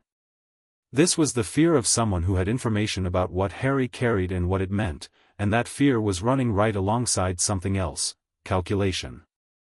Harry filed it under watch carefully. The aftermath was, as he'd predicted to Ron, a whole thing. The Gryffindors were torn between celebration and confusion, with the older students celebrating loudly and the younger ones looking at Harry the way people look at something that's moving very fast in their direction and they're not sure if it's going to stop. Hufflepuff House was almost uniformly unhappy on Cedric's behalf, which Harry understood and didn't begrudge. The Ravenclaws argued about the mechanics of the Goblet's decision with the focused passion of people who were going to produce 3 separate competing theories by morning. Slytherin made Potter stinks badges. Harry saw the first one at breakfast the next morning, pinned to a 5th year's robes, and read it with the genuine interest of someone encountering a new and slightly confusing specimen of human behavior, and then got back to his eggs.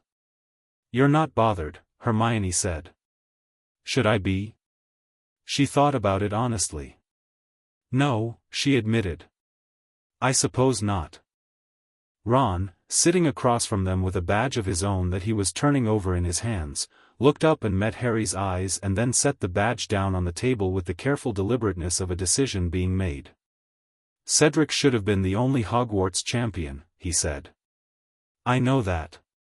The Hufflepuffs aren't wrong." "They're not wrong," Harry agreed. "But it wasn't, you didn't scheme for it." "No. And you're going to win." "Yes." Ron looked at him for a moment, and then he picked the badge back up and transfigured it, quickly, competently, the way his magic worked when he was motivated, into something that now read Potter leads in gold letters on a black background. "Better," he said, and pinned it to his own robes. Hermione looked at him. "I made a choice," Ron said, with dignity. "I can see that," Hermione said. 3 days after the Goblet's announcement, Dr. Aisha Okafor arrived. She was not what Harry had expected, which was probably his mistake for building an expectation. She was short, shorter than Harry, which was still saying something, with close-cropped hair going silver at the temples and the particular posture of someone who had spent significant parts of their career in confined archaeological spaces. She wore robes that were partially British ministry standard and partially something else, with gold thread detail at the collar that Harry's inheritance recognized with a small, warm shock of familiarity. She carried a leather satchel so comprehensively stuffed that it had stopped being able to close fully and was being held together by a strap that was clearly doing its best. Her colleague was a tall, quiet Egyptian man named Tariq, who said very little and observed everything with the systematic attention of someone cataloging information. They met in the sanctuary room. Dumbledore introduced them, excused himself with an expression that suggested he had complicated feelings about being excused but was respecting the dynamic, and left. Dr. Okafor looked at Harry for a long moment. "You're very young," she said. "Third year," Harry said. "Then, fourth year. I keep forgetting." "The goblet," she said. Not a question. She'd clearly already heard. "Apparently it has opinions. Ancient Egyptian artifacts frequently do." She set down her satchel, which immediately sagged sideways in relief, and looked around the room, the markings on the walls, the quality of the air, the particular resonance of the space. Her face went still in the way faces go still when people encounter something they've spent a long time believing in and are now encountering in reality. "I have read about this room," she said quietly. "In fragments. Nothing said it was in Scotland." "The founders built around it," Harry said. "According to Dumbledore." "And the castle recognized you immediately?" "More or less." She turned back to him and whatever emotion had been on her face was carefully professional again, but the warmth beneath it was genuine. "May I?"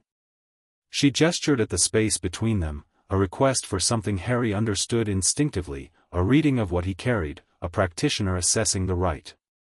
"Go ahead," he said.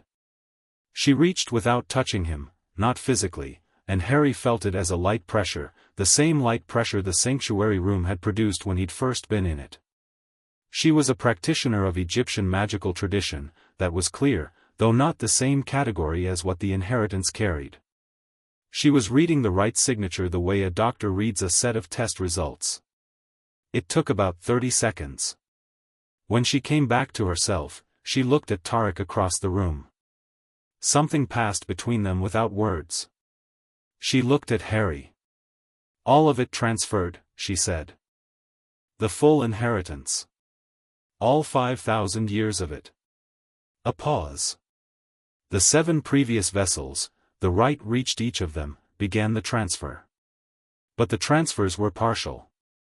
Something incomplete in the soul's resonance, the rite needs a specific quality of orientation toward death to transfer completely, not just proximity to the threshold but genuine." She stopped. Chose a different word. "Genuine peace with it." None of the 7 had that. They had courage, they had power, they had everything else the rite required. But they were afraid. She looked at him steadily. "You aren't." "I've had practice," Harry said. She looked at him for a moment longer, and then she did something unexpected. She laughed, a real laugh, quick and bright and entirely genuine, and it changed her face completely. "Kaimwazit wrote a line in the original ritual text," she said. "Tarek, the fragment, the one from the Cairo Museum." Tarek produced, from somewhere inside his own coat, a small sealed case.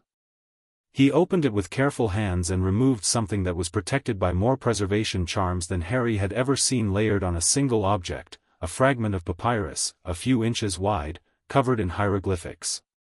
Dr. Okafor didn't hand it to Harry. She held it at reading distance and translated without looking up. He wrote, "The one who carries this will not be the strongest. Will not be the wisest. Will not be the most skilled. And then, he will be the one for whom death holds no more terror than sleep. I have searched 15 years for that soul.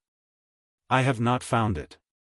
I write this for the one who comes after, for the one who will find it, in some future I will not live to see." And then he wrote the rite. She looked up. He didn't live to see the transfer himself. He spent 15 years looking for his vessel and died before it was found. The room was very quiet. "He spent 15 years, Harry said. "Yes. And the rite has been looking since 1213 BCE. "Yes." Harry thought about being 15 months old. About Voldemort's wand and his mother's voice and the thing that had looked at his soul and decided adequate. "Long wait," he said.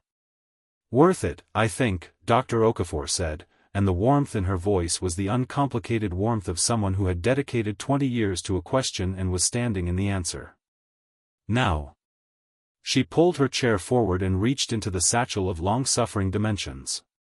Let us discuss what you can actually do with what you carry, because I believe you have a tournament to prepare for, and if you are going to represent the rite of Nehazi in a public arena for the first time in recorded history, we should probably make sure you do it well. I intend to do it well, Harry said. Good. She produced a stack of papers from the satchel. Then let's begin. Hermione, who had been sitting against the wall since Dr. Okafor's arrival with her notebook and the expression of someone trying to simultaneously pay attention to everything and write down everything, made a small sound. Dr. Okafor glanced at her. You are the researcher, she said. Hermione Granger, Hermione said, half standing. The letter mentioned you. Dr. Okafor's expression was approving in a way that was specific and serious, the approval of one researcher for another. The Arcana Cometic you found in the Hogwarts library, where is it held? Restricted section. I had a note from Professor, of course you did. She looked at Harry. She should be in every meeting. She is in every meeting, Harry said. Good. Dr. Okafor set the papers on the floor between them and opened the first one. Now. The magic you carry has 7 primary working modes. Your Hermione has probably found references to 3 of them in existing literature. There are 4 she has not found because the texts describing them are held in the Cairo Museum's non-public collection and also because 2 of them have no analog in Western magical practice and the vocabulary to describe them doesn't exist in English. She looked at Harry. Are you ready? Harry looked at her, and at the papers on the floor, and at Hermione already writing before anything had been said, and at Ron, who had produced a pack of exploding snap cards from somewhere and then put them away again with the look of a man accepting the situation for what it was. Yes, Harry said. Outside the sanctuary room, the castle turned slowly through its October afternoon, its stones holding ancient markings no one had read in 1,000 years, its foundations carrying something that had waited 5,000 years for this exact morning, and the goblet of fire sat in the great hall under its glass case, its blue-white flame burning with a gold undercurrent that nobody had noticed yet, but that would not be invisible much longer. Events, as Nefertari had said, were in motion. They were moving faster now. Chapter 4, Blood and Gold. The morning of the first task, Harry ate breakfast. This was apparently remarkable enough that Ron mentioned it twice and Hermione mentioned it once, and even Neville, who had wandered over from his end of the Gryffindor table with the cautious goodwill of someone delivering news from a distant country, said, "You're actually eating," with the tone of a man confirming a rumor. I was hungry, Harry said. People don't eat on the morning of a task, Neville said. People who aren't hungry don't eat, Harry agreed. I am hungry, so I'm eating. He reached for more toast. What are the odds on me, out of curiosity? Neville went slightly pink. Fred and George have you at 6-1. Against? 4. Neville hesitated. They had you at 12-1 last week but they dropped the odds after, he stopped. After what? After someone from Durmstrang saw you practicing in the grounds Tuesday evening. Neville said it carefully, the way you say something you're not sure you should have heard in the first place. Apparently the student described it to Crumb, and Crumb said, another stop. What did Crumb say? Ron asked, because Ron had no ability to leave a sentence unfinished. He said he thought the odds should be shorter, Neville said. He delivered this with the specific expression of someone who understood that passing on a compliment from Victor Crumb about Harry Potter was not something he'd expected to be doing on a Tuesday in November. Ron looked very satisfied. Harry ate his toast. The arena was in the forest clearing that had been sealed off since term began, and walking toward it with the other champions in the thin November morning Harry could hear the crowd before he could see it, thousands of people, the combined students and staff of 3 schools plus what felt like most of the adult wizarding population of Britain, all packed into temporary stands that had been conjured around a space about the size of 3 Quidditch pitches. The champion's tent smelled of canvas and the particular kind of tension that settles on people trying to appear more relaxed than they are.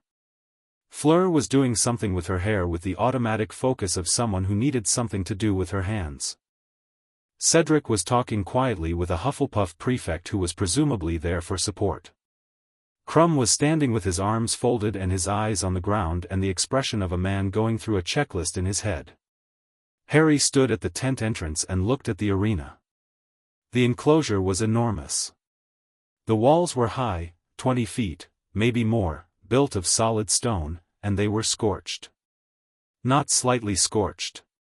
The stones were black with the deep consistent charring of something that had produced enormous amounts of heat over an extended period, and looking at them Harry felt the inheritance inside him catalog the information with the same quiet certainty it catalogued everything now.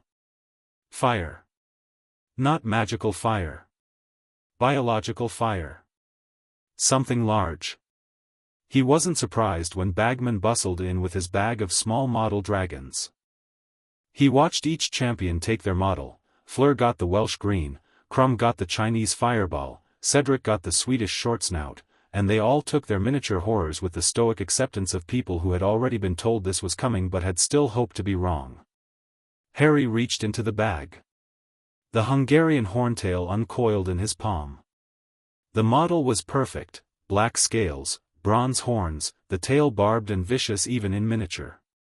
Harry looked at it sitting in his hand and felt the inheritance move in a way he hadn't felt before. Not the warm gold-light quality. Not the Ma'at sense. Something older and more specific. The Egyptians had always known dragons. Not bred them, not trained them, not kept them as the Europeans had occasionally attempted. The Egyptian magical tradition had an entire branch of study. Dr. Okafor had called it the speaking of old fire, that was about something else entirely. The understanding that dragons were not beasts in the way that horses were beasts or wolves were beasts. Dragons were threshold creatures, animals that existed at the intersection of the living world and something older, their fire the physical expression of that intersection, their intelligence the particular intelligence of things that could see across the boundary. You couldn't command a dragon. But you could talk to it. If you knew what talking meant to something that old. Harry closed his fingers around the model and put it in his pocket. Bagman was explaining the task: retrieve the golden egg from the nest. The egg would contain the clue to the second task. Simple enough. The champions were called in order, and Harry listened to the crowd outside react to Fleur, to Crumb, to Cedric, and waited. Cedric came back into the tent with a burn on his left arm, mostly healed already, looking simultaneously shaken and satisfied in the way of someone who'd done something very difficult and was still processing that they'd survived it. He met Harry's eyes. "It's fast," he said. "Faster than you expect." "Thank you," Harry said, and meant it. Cedric nodded. He looked like he wanted to say something else and then looked at Harry properly, the same thorough assessment Fleur had given him that first night in the champion's chamber, and whatever he'd been going to say, he changed it. "Good luck," he said instead, and it was the right thing to say, and the fact that it was the right thing to say told Harry something about Cedric that he already knew but appreciated having confirmed. Then Bagman put his head into the tent and said, "Harry, you're up," and Harry walked out into the arena. The noise when he entered was enormous, and he walked through it the way you walk through weather, present in it, not troubled by it. The arena floor was rocky and uneven, and the nest was at the far end, a great pile of boulders and scorched earth, and in the nest was the golden egg, and beside the nest, watching him with eyes the color of molten copper and pupils that were vertical slits the size of his arm, the horntail. She was massive.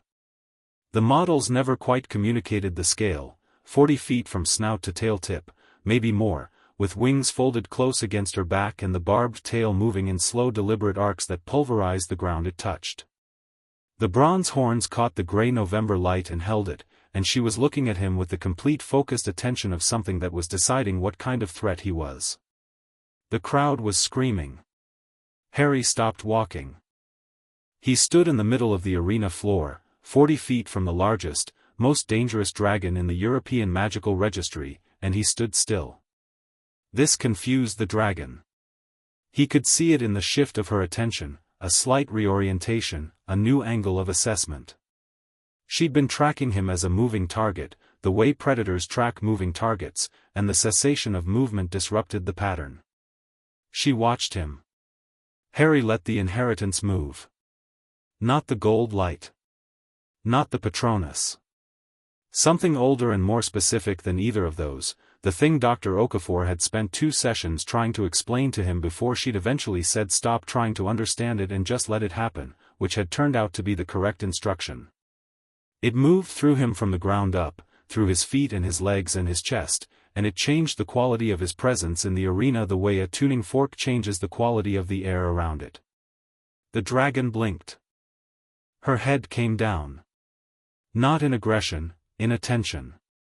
Her nostrils flared, processing something that wasn't quite a smell and wasn't quite a sound and was entirely outside the range of anything the crowd could perceive. She was listening. Harry took 3 steps toward her. The crowd had gone from screaming to a lower, confused noise. He could hear it peripherally, the thousands of people who had come expecting a chase and a narrow escape, expecting to see a 14-year-old outrun something that would kill him in a second if he slipped, and were instead watching him walk toward the dragon with the measured calm of someone who was completely at home in the situation. He took 3 more steps. The dragon's tail stopped moving. He was within 15 feet of her now. The heat from her was considerable, he could feel it against his face and hands, a dry enormous warmth that was nothing like fire and everything like what fire was made of. He could smell her, iron and smoke and something deeper than both, the ancient biological bedrock smell of something that had not changed fundamentally in 10,000 years. He was close enough now that he could look directly into one of her eyes. The eye was enormous, amber copper and completely alien in its geometry, but the intelligence in it was not alien. The intelligence in it was old and functional and specific, and it was, he recognized this now, with the certainty of the inheritance moving through him, it was afraid. Not of him. The dragon was not afraid of him. She was afraid for the eggs beneath her. She had a clutch. He could see them now, small, leathery, not yet fully formed, nestled under the curve of her body. The golden egg was among them like a cuckoo's egg in a nest. Her aggression, her fire, the entire performance of threat, it was maternal. It was the completely comprehensible terror of a parent whose children were in a space that strange things kept walking into. Harry crouched down. He put his wand on the ground. The crowd noise dropped sharply, confused, and then the stands went very quiet. The kind of quiet that falls on a crowd when they collectively realize they've stopped understanding what they're watching. Harry looked up at the dragon from his crouched position and let the inheritance speak, not words, not anything that would translate into English, but the communication of something very old to something equally old, in the register that preceded language. I see you. I see your eggs. I understand what you are protecting. I am not a threat to your clutch. I need only the false one, the gold thing that doesn't belong, and then I will go, and no one else will enter this space while your eggs are here. The dragon's head came down further. She was watching him with both eyes now, her neck arched, and the wings, which had half spread in readiness to deploy, folded slowly back against her body. She breathed out. Not fire. Just breath, a long, slow exhalation, hot enough that Harry felt his hair move, that smelled of iron and smoke and deep volcanic age, and in it there was a quality that he understood without translation. Then take it and go. Harry stood up. He walked to the nest at the pace of someone walking down a corridor, unhurried and unconcerned, and he reached down among the rocks and the real eggs with their perfect careful warmth and he picked up the golden egg, and the dragon watched him do it, and the barbed tail lay still on the ground, and the bronze horns caught the light. He stepped back. He looked at the dragon one more time, and the communication was brief and complete, "Thank you." She turned her back on him. She settled down over her eggs. She was done with him. Harry turned and walked back across the arena floor, the golden egg in his hands, and the crowd exploded. Not in the way it had for the other champions. Not in the way of relief at a narrow escape or admiration at a clever strategy. It exploded in the way crowds do when they have witnessed something that has no category in their existing understanding of what human beings can do.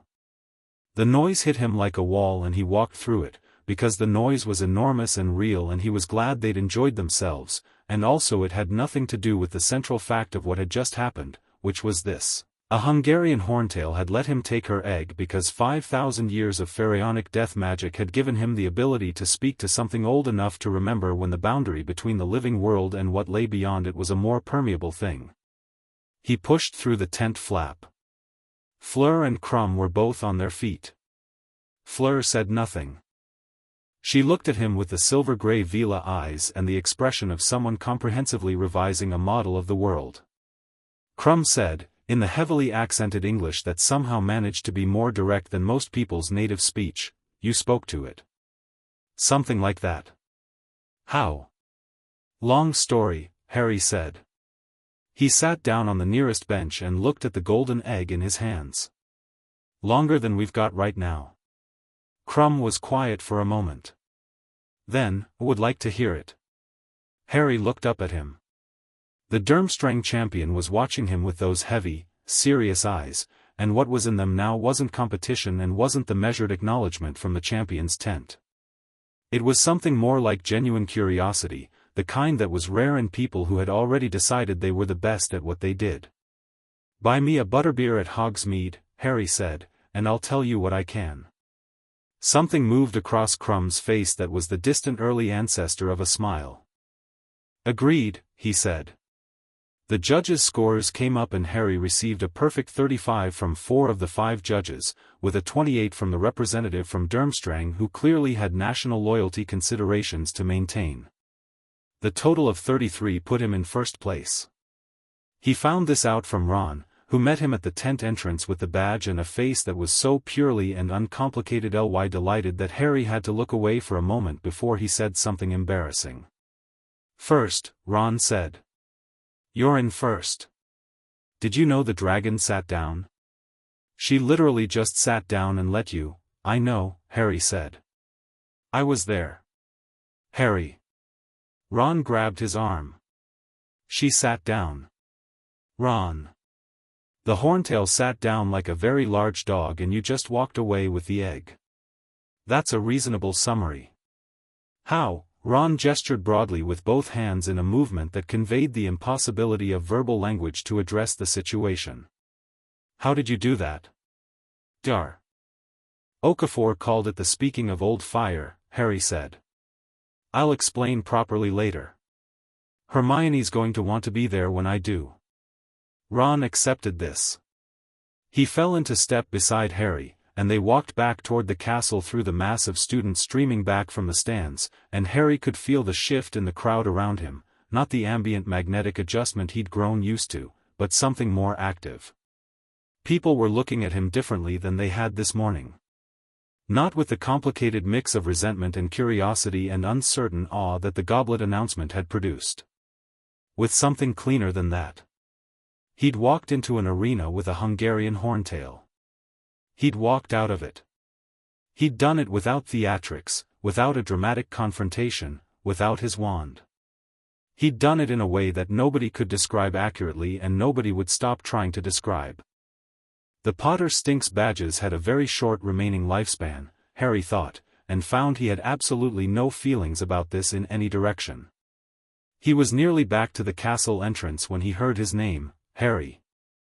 And turned to find Fleur Delacour making her way through the crowd toward him with the directional efficiency of someone who was used to crowds parting for her. She stopped in front of him and there was a moment where they looked at each other, and then she said in French, rapidly, and Harry, who did not speak French, understood it anyway through some mechanism he was getting used to and had stopped trying to explain, "I wanted to tell you before the others do. The way you handled the dragon, I have seen many things that surprised me." "That surprised me." "You said it twice," he said. "I meant it twice." She studied him. "Are you truly a 4th year?" "Technically." She looked at him for a moment longer with an expression that contained several components including assessment, recalibration, and something that might have been the specific interest of a person encountering something unexpectedly worth their attention. Then she turned and walked away, and Harry watched her go and thought that was an interesting conversation. "What did she say?" Ron asked from behind him. "I don't speak French." She said the dragon surprised her. "She's talking about you." "I know that, Ron. Just making sure." That evening, in the sanctuary room, Dr. Okafor sat across from Harry and said nothing for almost a full minute after he finished describing the task. Then she said, "Chaim Wazit spent 3 years studying the dragon communication protocols. 3 years, with access to the full accumulated knowledge of the Death Priests, in a climate where magical creatures were significantly better documented than they are now." A pause. "You did it in practice sessions." "I had good instruction," Harry said. She waved this off, not dismissively, but in the way of a person who had already given herself credit internally and didn't need to do it again. "The more significant thing," she said, "is that you did it publicly." "That was rather the point," Hermione said. She was cross-legged on the floor with her notebook, present in the meeting the way she was always present in meetings, like a piece of essential furniture that happened to also contribute significantly to the conversation. "The point," Dr. Okafor said, "being that the wizarding world now has a data point it didn't have before. And data points of this nature, they attract attention. Some of it welcome. Much of it not." "The not welcome kind," Harry said. "You mean Voldemort's people?" She didn't flinch at the name, which Harry noted with approval. "I mean anyone with a vested interest in the current magical power structure," she said. "The rite of Nehazi isn't just powerful in the raw sense. It is a complete cosmological alternative to the way European magical tradition organizes itself. The dark light division, the blood purity arguments, the assumption that British wizarding politics are the center of the magical world," she gestured with one hand. "All of that becomes significantly less relevant when someone is walking around carrying a tradition that is 3,000 years older than all of it." "Lucius Malfoy," Harry said. "And those like him, yes. But also people who would nominally call themselves on the correct side of the current conflict. People who benefit from the existing structure regardless of which faction nominally controls it." She looked at him steadily. "Power challenges power, Mr. Potter. Not just dark power. All power that feels itself potentially displaced." Harry thought about Dumbledore's expression in the Champion's Chamber.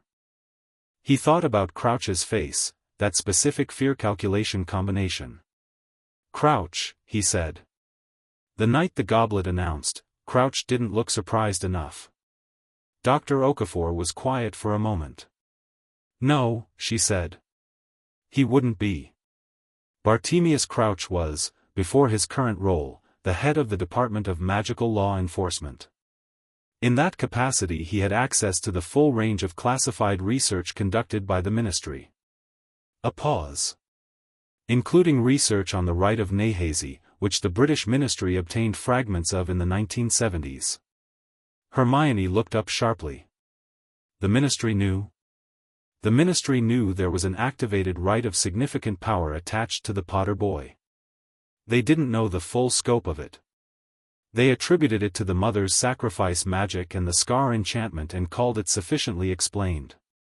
She looked at Harry. "Crouch knew more than that. He was the one who commissioned the research. He knew enough to be afraid."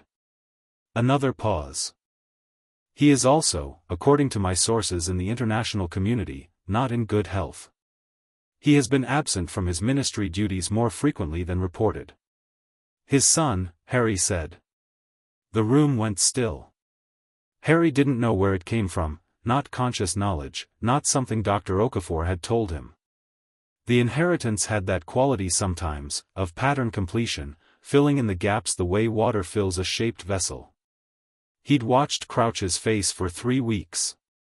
He'd felt the fear calculation combination. He'd felt the specific quality of someone performing competence while managing something much larger underneath.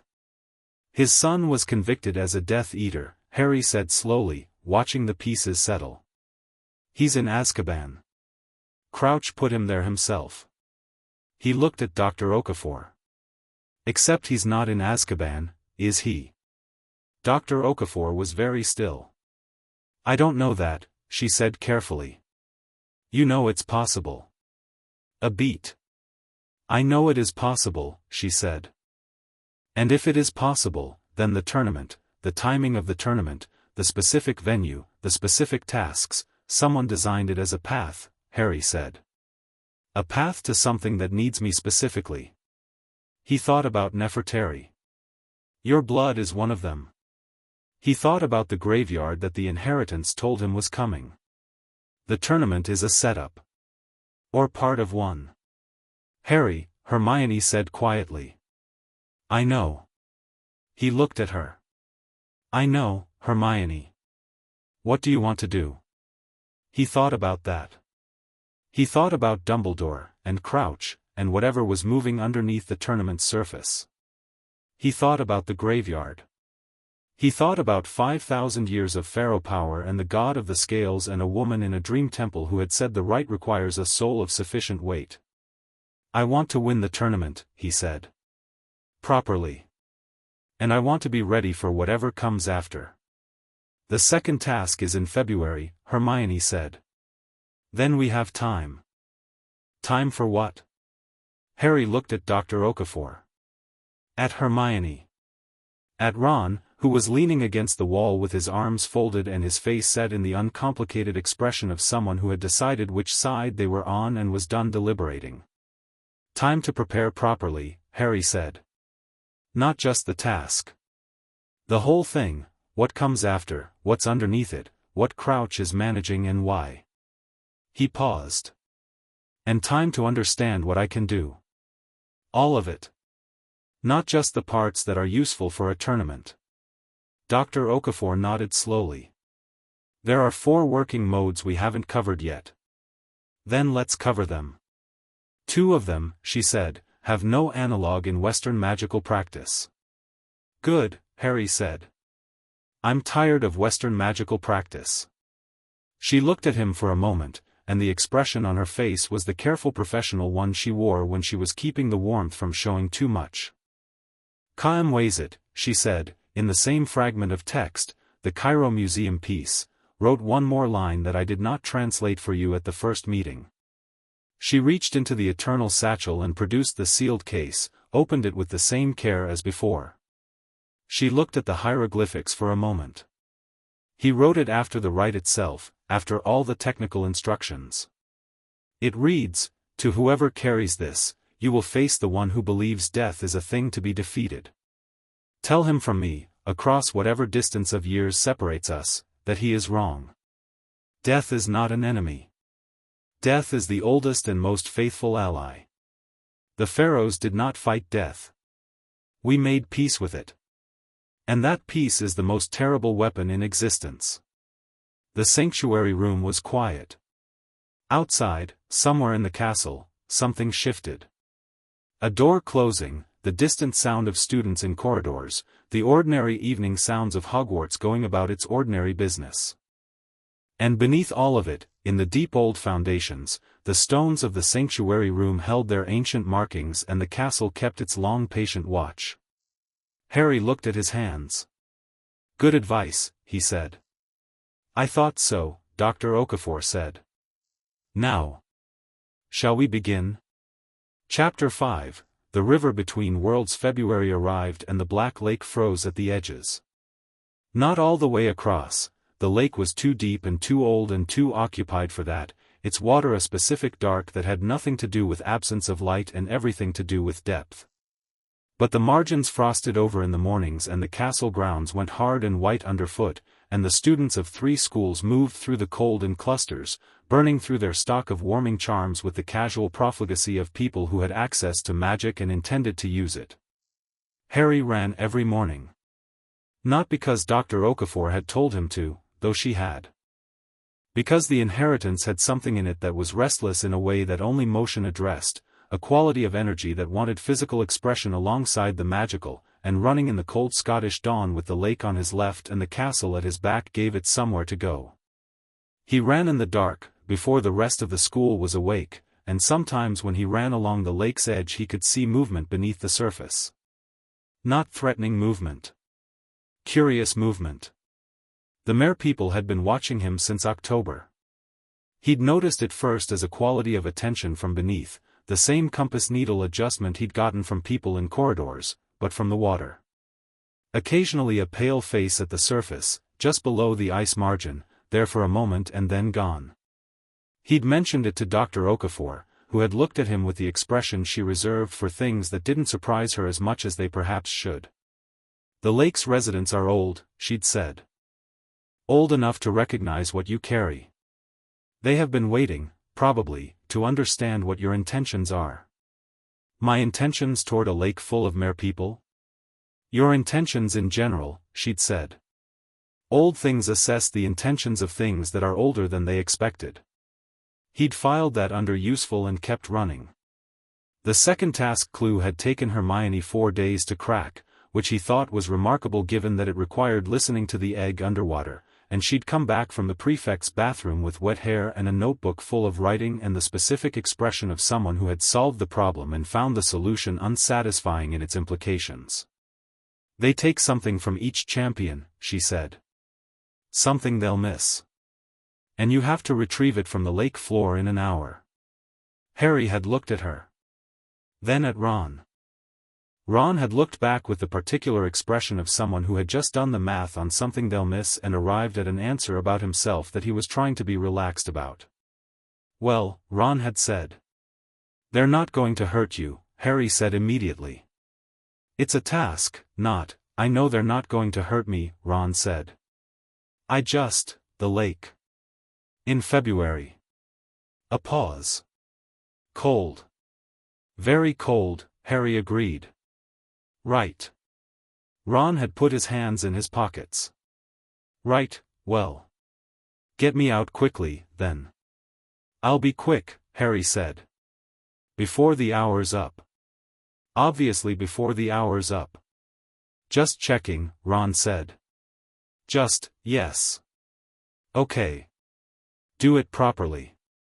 Hermione had been watching this exchange with the expression of someone who found it both touching and structurally inefficient. The other champions are presumably researching gillyweed or bubblehead charms, she said. Let them, Harry said. She looked at him. What are you going to do? Harry thought about the merpeople watching from under the ice margins. He thought about the Dream Temple and Nefertari's voice, the dead can be better allies than the living. He thought about what Dr. Okafor had called the fourth working mode, the one she'd spent 3 sessions on, the one that had no English vocabulary to contain it, the one that she'd eventually described as the knowledge of what lives between the living and the dead register. I'm going to walk in, he said. Hermione had been very quiet for a moment. Then, Harry. The lake is, there are things in that lake. Not just merpeople. There are Grindylows, and the giant squid, and, I know, he said. And it's February, so the temperature will be, I know. She studied him. He watched her work through it, all the logical objections, all the safety concerns, all the research she had on underwater magical tasks and cold water survival and the physiological limits of human beings in sub-zero temperatures, and he watched her arrive, with the honest pragmatism that made her Hermione, at the conclusion that the logical objections didn't apply in the same way to a person carrying 5,000 years of pharaonic death magic. All right, she said quietly. Thank you.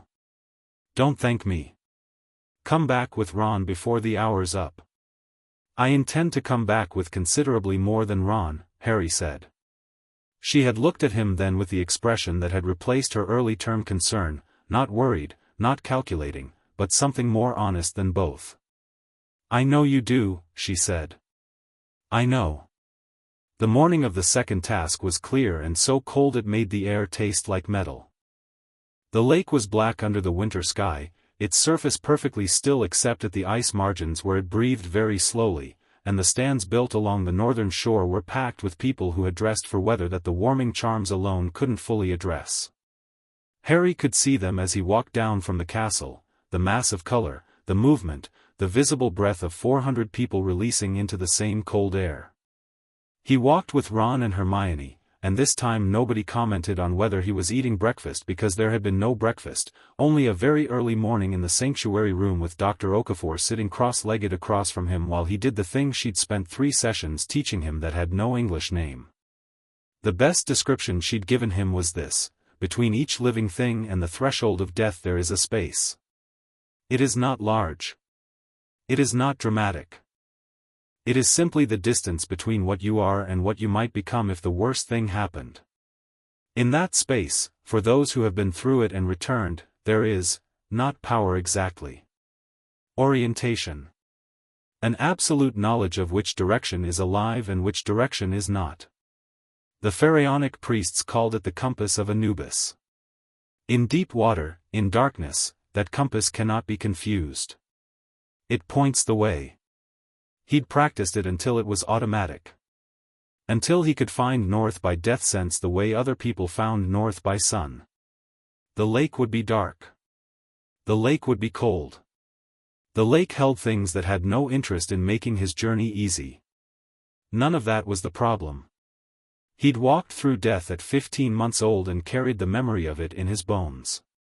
A Scottish lake in February was not even a close comparison. Fleur was at the start point ahead of him, consulting quietly with one of her Beauxbatons teachers. Crumb had the bubblehead charm already active, his breathing visible inside the air pocket around his head.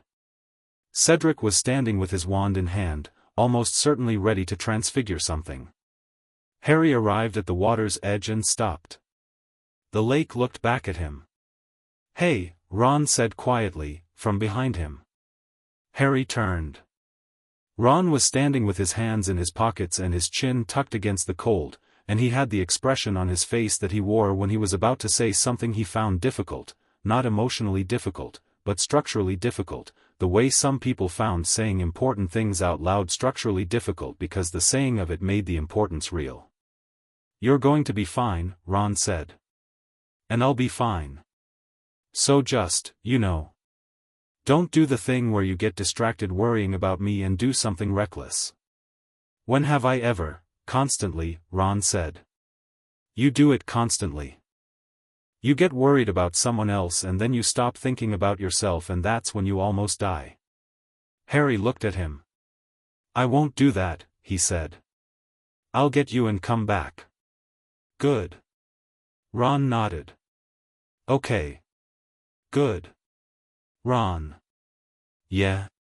When you wake up in the lake, I'm not going to remember any of this, am I?" "Probably not." But what?" Harry looked at him.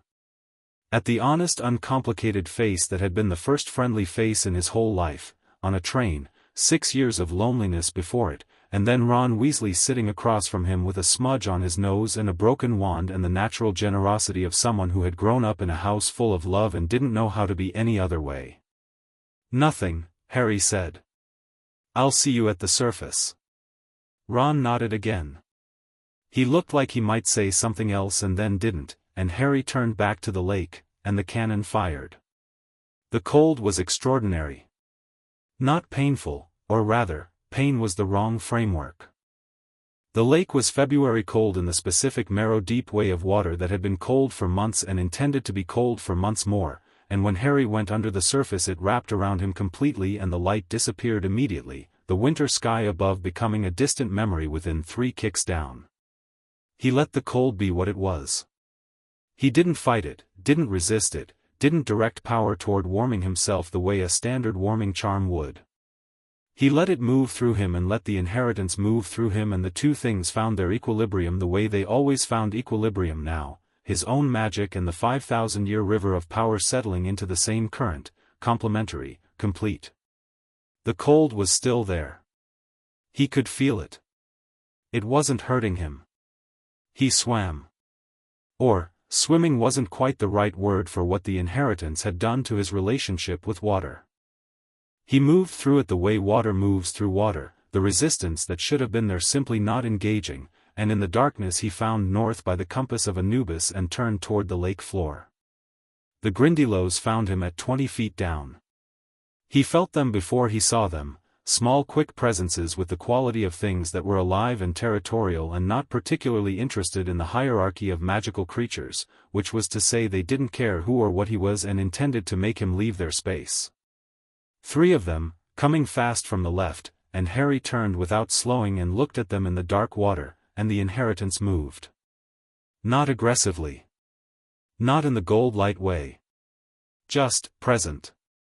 Just the quality of what he was, fully and without modulation, the way you might turn on a light in a room. The Grindylows stopped. They were perhaps 6 feet away, hanging in the water with their long fingers trailing and their eyes, pale, cold, amphibious, fixed on him, and Harry looked back at them for a moment and the communication was even simpler than it had been with the dragon. Much simpler, because the Grindylows were not as old as the Horntail and their threshold sense was less developed, but it was present, and what it received from Harry was enough. This one knows what we are. This one has been past the boundary. This one is not prey. They drifted sideways. They let him through. He kept going down. The lake opened up below him as he descended, and the darkness was total, and the cold was total, and he moved through both with the absolute directional certainty of the compass pointing him toward the deepest part of the lake floor where the Mer people had built their village in the ruins of something much older. He knew it was there before he saw it. The inheritance recognized the shape of a settlement that sat at the intersection of the living world and its threshold, a place where the boundary was thin enough that people with the right kind of perception had chosen to build their home.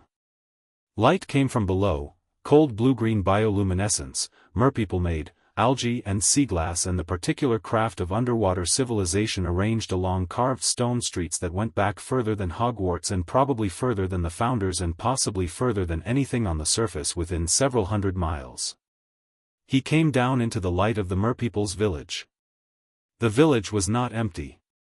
They were waiting for him. He hadn't expected that. Or, he had, distantly, the way the inheritance made some things feel anticipated rather than surprising. But the reality of it was still striking, the Mer people lining the carved stone pathway into their settlement, dozens of them, their silver-gray tails and their wild weed dark hair and their faces that were not human but were not entirely not human either.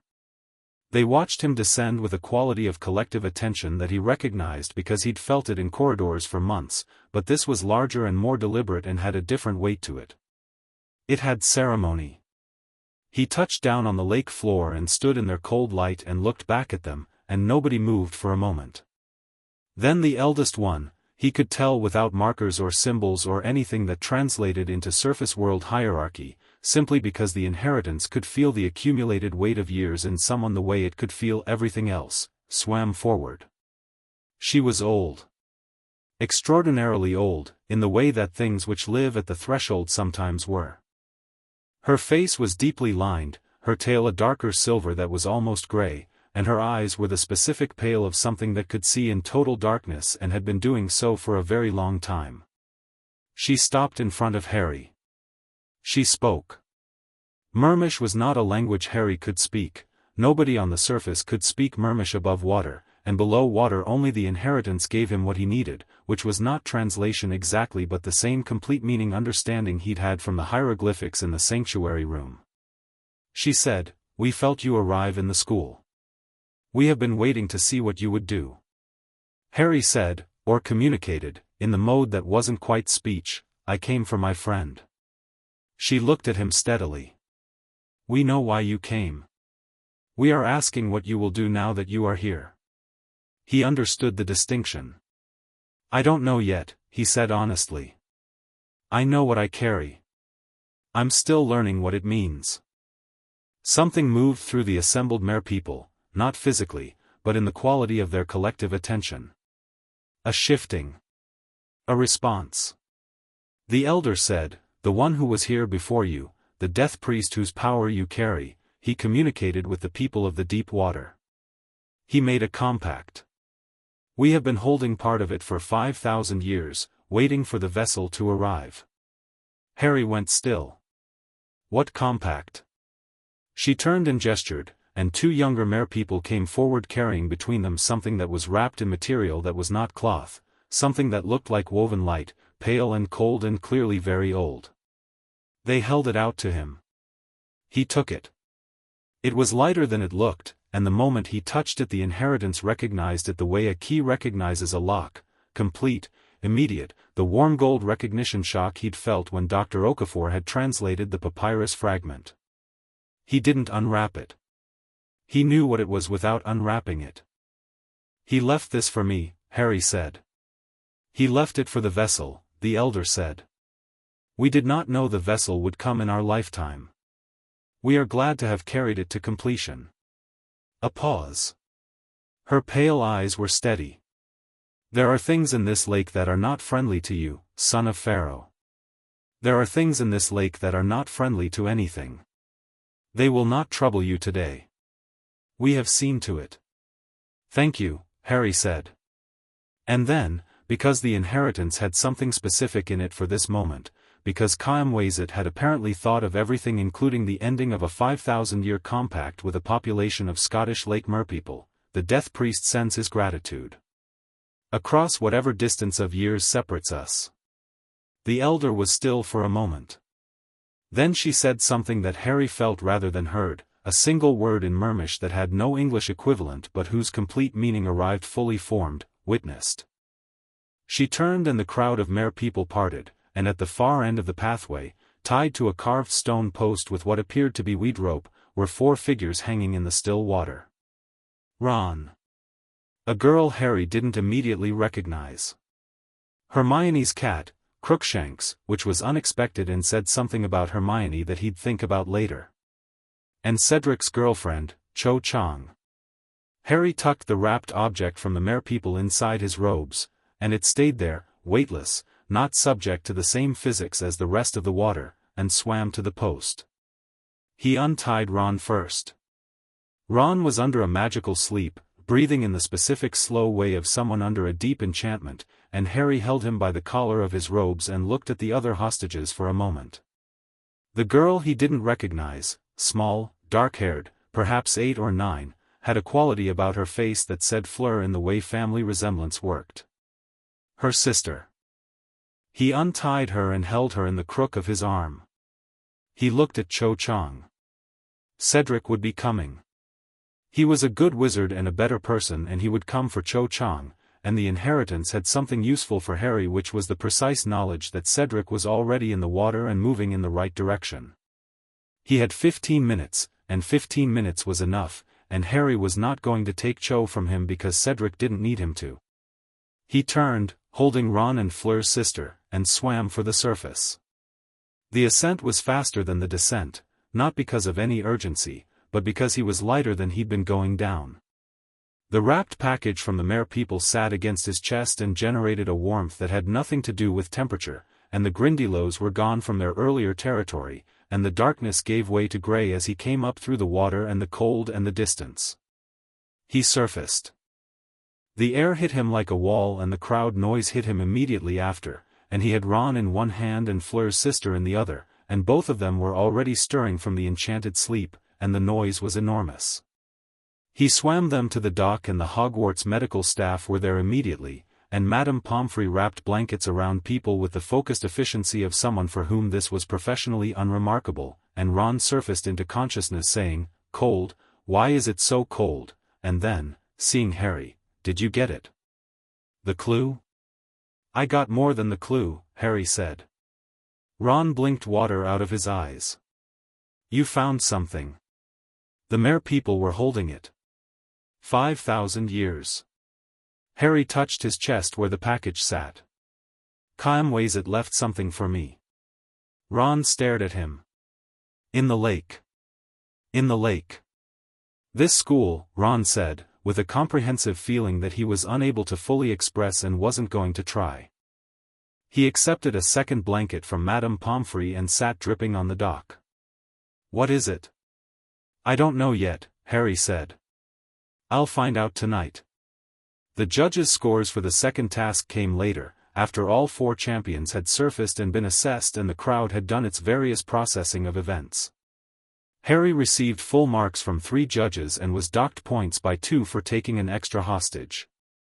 He was still first overall, and the scoring gap between him and the next champion, Cedric, who had received near-perfect marks and was being gracious about the gap in the way of someone who had long since accepted that the tournament was not proceeding normally, had widened.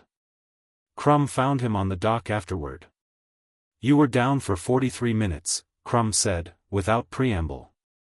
He was wrapped in Durmstrang's fur-lined outer robes, his breath steaming. "Longer than any of us." "I had a meeting," Harry said. Crumb looked at him. "With the Mare people. They had something for me." Harry paused. "The butterbeer. I owe you a butterbeer." Crumb almost smiled. The almost smile had been happening more frequently over the past few months, which Harry thought was probably good for Crumb on a human level. "The Hogsmeade weekend is in 2 weeks. "I know. You will tell me more then." "What I can," Harry said, which was the same thing he'd said in the champion's tent and meant the same thing now, not evasion, just honesty about the limits of what was his to share and what belonged to something larger than one conversation over butterbeers. Crumb accepted this the way he accepted most things, without argument, with a directness that Harry found genuinely refreshing in a world full of people who wrapped everything in social architecture. "The tournament ends with the third task," he said. "The maze." His voice went carefully neutral. "I do not trust the way the tournament has been organized." Harry looked at him steadily. "Neither do I," he said. "The Crouch man," Crumb said. "He has been behaving strangely. Coming to the Durmstrang ship at odd hours. Speaking to students." Karkaroff noticed. "Karkaroff is," he paused, choosing his words with the care of someone navigating a minefield in their second language. "Karkaroff is afraid of something. He was afraid before the tournament began. He is more afraid now." "What's he afraid of?" Crumb's jaw worked for a moment. "The dark mark on his arm," he said quietly. "I have seen him checking it. In the way that you check a wound that is healing, to see if it is healing." A pause. "Or the way you check it to see if the healing is reversing." Harry was quiet for a moment. The dock was mostly cleared now, the crowd dispersed back toward the castle in cold, chattering groups. The lake was still again, black and deep and holding its secrets. "Thank you," Harry said. "For telling me." Crumb shrugged one shoulder, which was approximately the most expressive he got. "We are not competing for the same thing," he said, and it was the most interesting observation anyone had made about the tournament since it began. He turned and walked back toward the Durmstrang ship. Harry watched him go and thought about Karkaroff's arm and Crouch's fear calculation face and the graveyard that the inheritance had been showing him the shape of for months, and he thought about what Nefertari had told him on the night of the first dream: events are already in motion. They were moving faster now. He could feel it the way you feel weather changing, not the rain yet, but the pressure, the shift in the air, the specific quality of before. That night, alone in the sanctuary room, Harry unwrapped the package from the Mare people. He'd considered asking Hermione to be there. He'd considered asking Dr. Okafor. He'd decided, with a certainty that was more inheritance than his own reasoning, that this was something he needed to do alone. The wrapping came away in something that wasn't quite tearing and wasn't quite unfolding, more like the wrapping chose to open, recognizing the right hands. Inside it was a small carved object, the size of his fist, made of a stone he didn't have a name for, not quite alabaster, not quite limestone, a pale cream color with veins of gold running through it. The carving was hieroglyphic and geometric simultaneously, a pattern that the inheritance read as a name, not a person's name but a function's name. Compass of Anubis. Physical form. Anchor. He turned it over in his hands. It was warm, which it shouldn't have been after 5,000 years in a Scottish lake. It had been warm in the water, pressed against his chest. It was warm now, with the same quality as the sanctuary room, the same quality as the gold light. He held it for a while. He thought about Chaim Wazit, not abstractly, not historically, but as a person.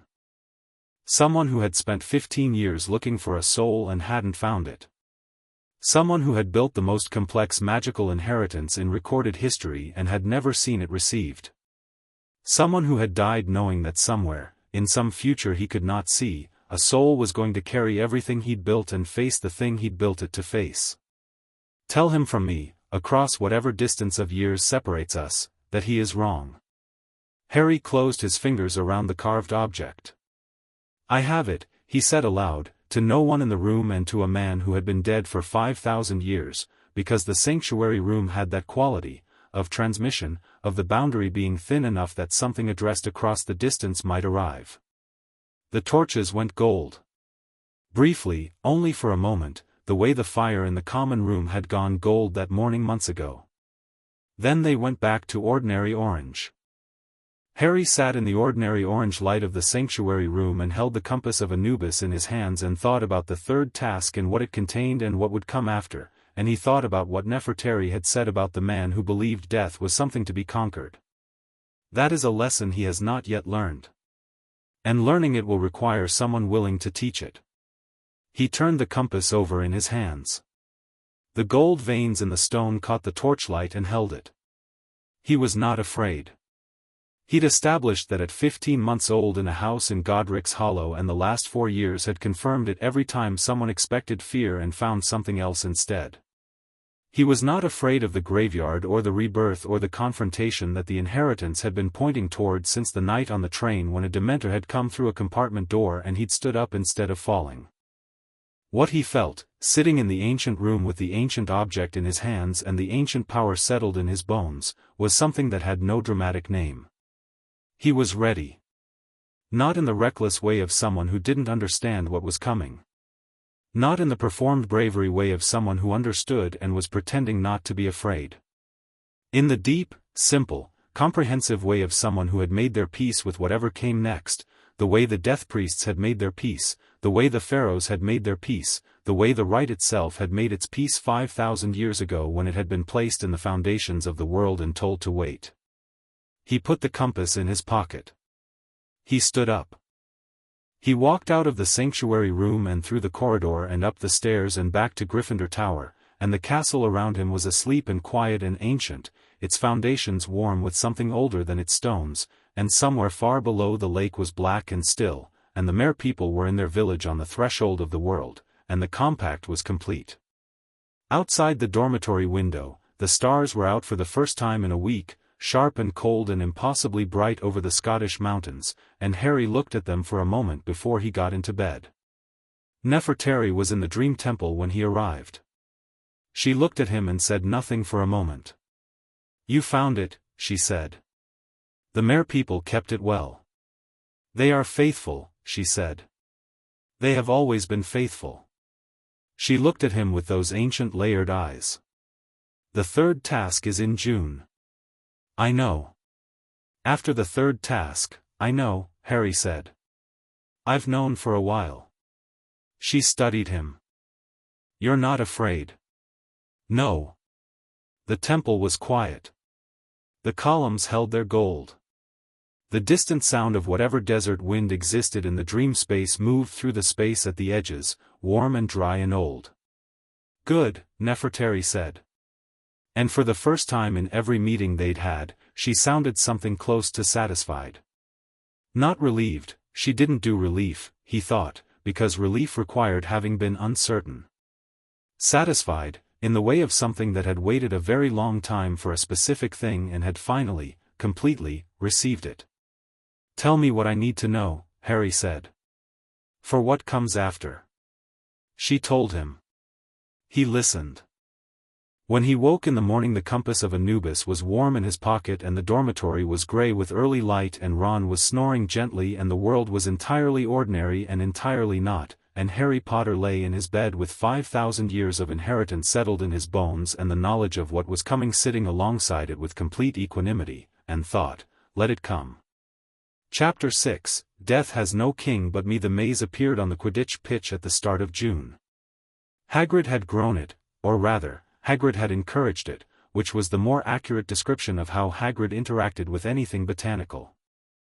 The hedges were 20 feet high and dense enough to stop a reducto cold, and they had the quality of something that had been persuaded into a shape it found agreeable rather than forced into one, which meant they'd grown in ways that were not entirely symmetrical and had a living, shifting quality that made the whole structure feel less like an obstacle course and more like something that was paying attention. Harry thought they probably were paying attention. Most things in this castle paid attention, once you understood the frequency. He walked the perimeter of the pitch on the morning of the third task with his hands in his pockets and the compass of Anubis warm against his ribs, and he looked at the maze and thought about what Nefertari had told him across the last month of dreams. Not tactical information, she wasn't that kind of guide, had never been, and what she gave him was never the sort of thing you could write in a notebook. What she gave him was quality. The quality of attention, of perception, of the absolute certainty of the compass pointing always in the direction of what was real. He knew the graveyard was at the end of this. He'd known for months. The shape of it had been sitting in the inheritance like a weather system building on the horizon, not mysterious, not ambiguous, simply there in the way that inevitable things were there when you'd made your peace with them. Cedric fell into step beside him without announcement. They walked the perimeter together for a full circuit before either of them said anything, and Harry found that entirely comfortable in the way he found Cedric comfortable. The older boy had the quality of someone who had decided a while ago that performing composure was less useful than actually having it. "I'm not going to beat you," Cedric said finally. Not bitterly. Just factually, the way you'd state a weather condition. "You might," Harry said. Cedric looked at him sideways. "I watched you negotiate with a dragon and spend 43 minutes at the bottom of the lake." "I'm good, Harry." "I'm not that good." "You're better than you think." "That's kind of you." A pause. "There's something wrong with this tournament." "Yes," Harry said. "I've thought that since the goblet. Not the goblet choosing you, that I could work out a theoretical framework for. The overall architecture of it." He walked for a moment. "Someone designed this tournament to end in a specific way. Not a tournament-winning way." "Yes," Harry said again. Cedric stopped walking. Harry stopped too. They stood facing each other in the morning light with the maze looming at their backs and the castle on the hill above them and the early summer sky doing its best impression of something other than gray. "Are you going to be all right?" Cedric asked. Just that, plainly, in the voice of someone who meant the question with complete sincerity and no subtext. Harry looked at him. At the honest, serious face of a boy who had done nothing in this tournament except try to be excellent and treat people decently, and those were, Harry thought, not small achievements. Not everyone with the capacity for greatness used it kindly. "Yes," Harry said. "Are you?" "I think so." Cedric held his gaze. "What should I know going in tonight?" Harry thought about it. About how much to say, about the graveyard, about the port key, about what the inheritance had told him and what it hadn't. "Stay close to me if you can," Harry said. "If we get separated and you touch something that pulls you out of the maze, don't go. Drop it immediately and don't go." Cedric studied him. "That specific. That specific." A pause. "All right," Cedric said. "I'll stay close." They walked back up to the castle together, and neither of them said anything else, and the maze stood on the pitch in the June morning and waited. The champion's tent before the third task had a different quality from the first task tent, and different again from the second. The first task had been dread barely managed. The second task had been the brittle composed energy of people who had survived the first and were trying to sustain the belief that they'd survive the second. This one was quieter, and the quiet had more weight. Fleur was pale and still. She'd been magnificent all tournament. Harry had watched her in the second task especially, the way she moved through problems with the combination of intelligence and instinct that distinguished genuinely talented magical practitioners from merely trained ones. She'd hit something in the maze last week during the preparatory walkthrough that had rattled her, and she hadn't discussed it, and Harry hadn't asked. Crumb was at the far end of the tent, alone, standing with his back to the room. When Harry had caught him at Hogsmeade 2 weeks earlier over the promised butterbeers, he'd been different from the composed, assessing person Harry had gotten used to. Distracted. Something under the surface that Crumb was managing with the effort of someone who was very good at management but was being asked to manage more than was reasonable. Karkaroff had disappeared from the school 3 days ago.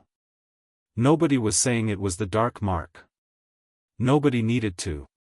Harry sat in the tent and felt the compass against his ribs and watched his fellow champions and thought about all of them, 4 people thrown together by circumstance and an ancient enchanted artifact, 3 of whom had no idea what was waiting at the end of the maze.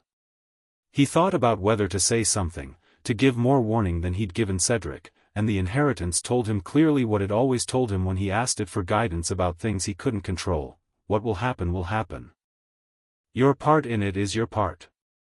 Trust the weight of what you carry. Bagman came in with his enormous announcer's voice already engaged. Champions. Fantastic night for it, the crowd's already out there, absolutely packed. Harry stopped listening to Bagman and started listening to everything else. The crowd noise, real and present through the canvas. The maze, doing whatever it was doing in the dark. The castle above the pitch, its stones holding 5,000 years of compressed anticipation. The compass, warm and certain. Then Ron and Hermione were at the tent entrance, and Mrs. Weasley was with them, and Hermione looked at Harry with an expression that he'd been watching evolve all year from concern to research focus to something that had become, over months of shared meetings and shared discovery, the expression of someone who understood what he carried and what it meant and what was coming and had chosen to be here for all of it. She didn't say be careful. She said, you know what you're doing. Yes, Harry said. Then go do it properly. Ron grabbed his arm for a moment, grip tight. He didn't say anything. He didn't need to. Harry gripped back, brief and solid, and then Bagman was calling names and the champions were moving toward the maze entrance and the crowd was roaring and the night air was cool and full of June stars. Harry walked into the maze. The maze was alive. Not metaphorically, the hedges tracked him. Their attention was imprecise but real, the botanical version of the compass needle adjustment he'd felt all year in corridors and classrooms, and as he moved through the dark passages the maze moved with him, subtly, the way a crowd makes space when it doesn't quite know it's doing it. He walked rather than ran. The other champions would be running. He'd seen Crumb go fast at the entrance, powerful and direct, and Cedric had moved with the efficient speed of someone who'd memorized the starting layout. Fleur had gone last, her wand already up, blue-white light preceding her into the darkness.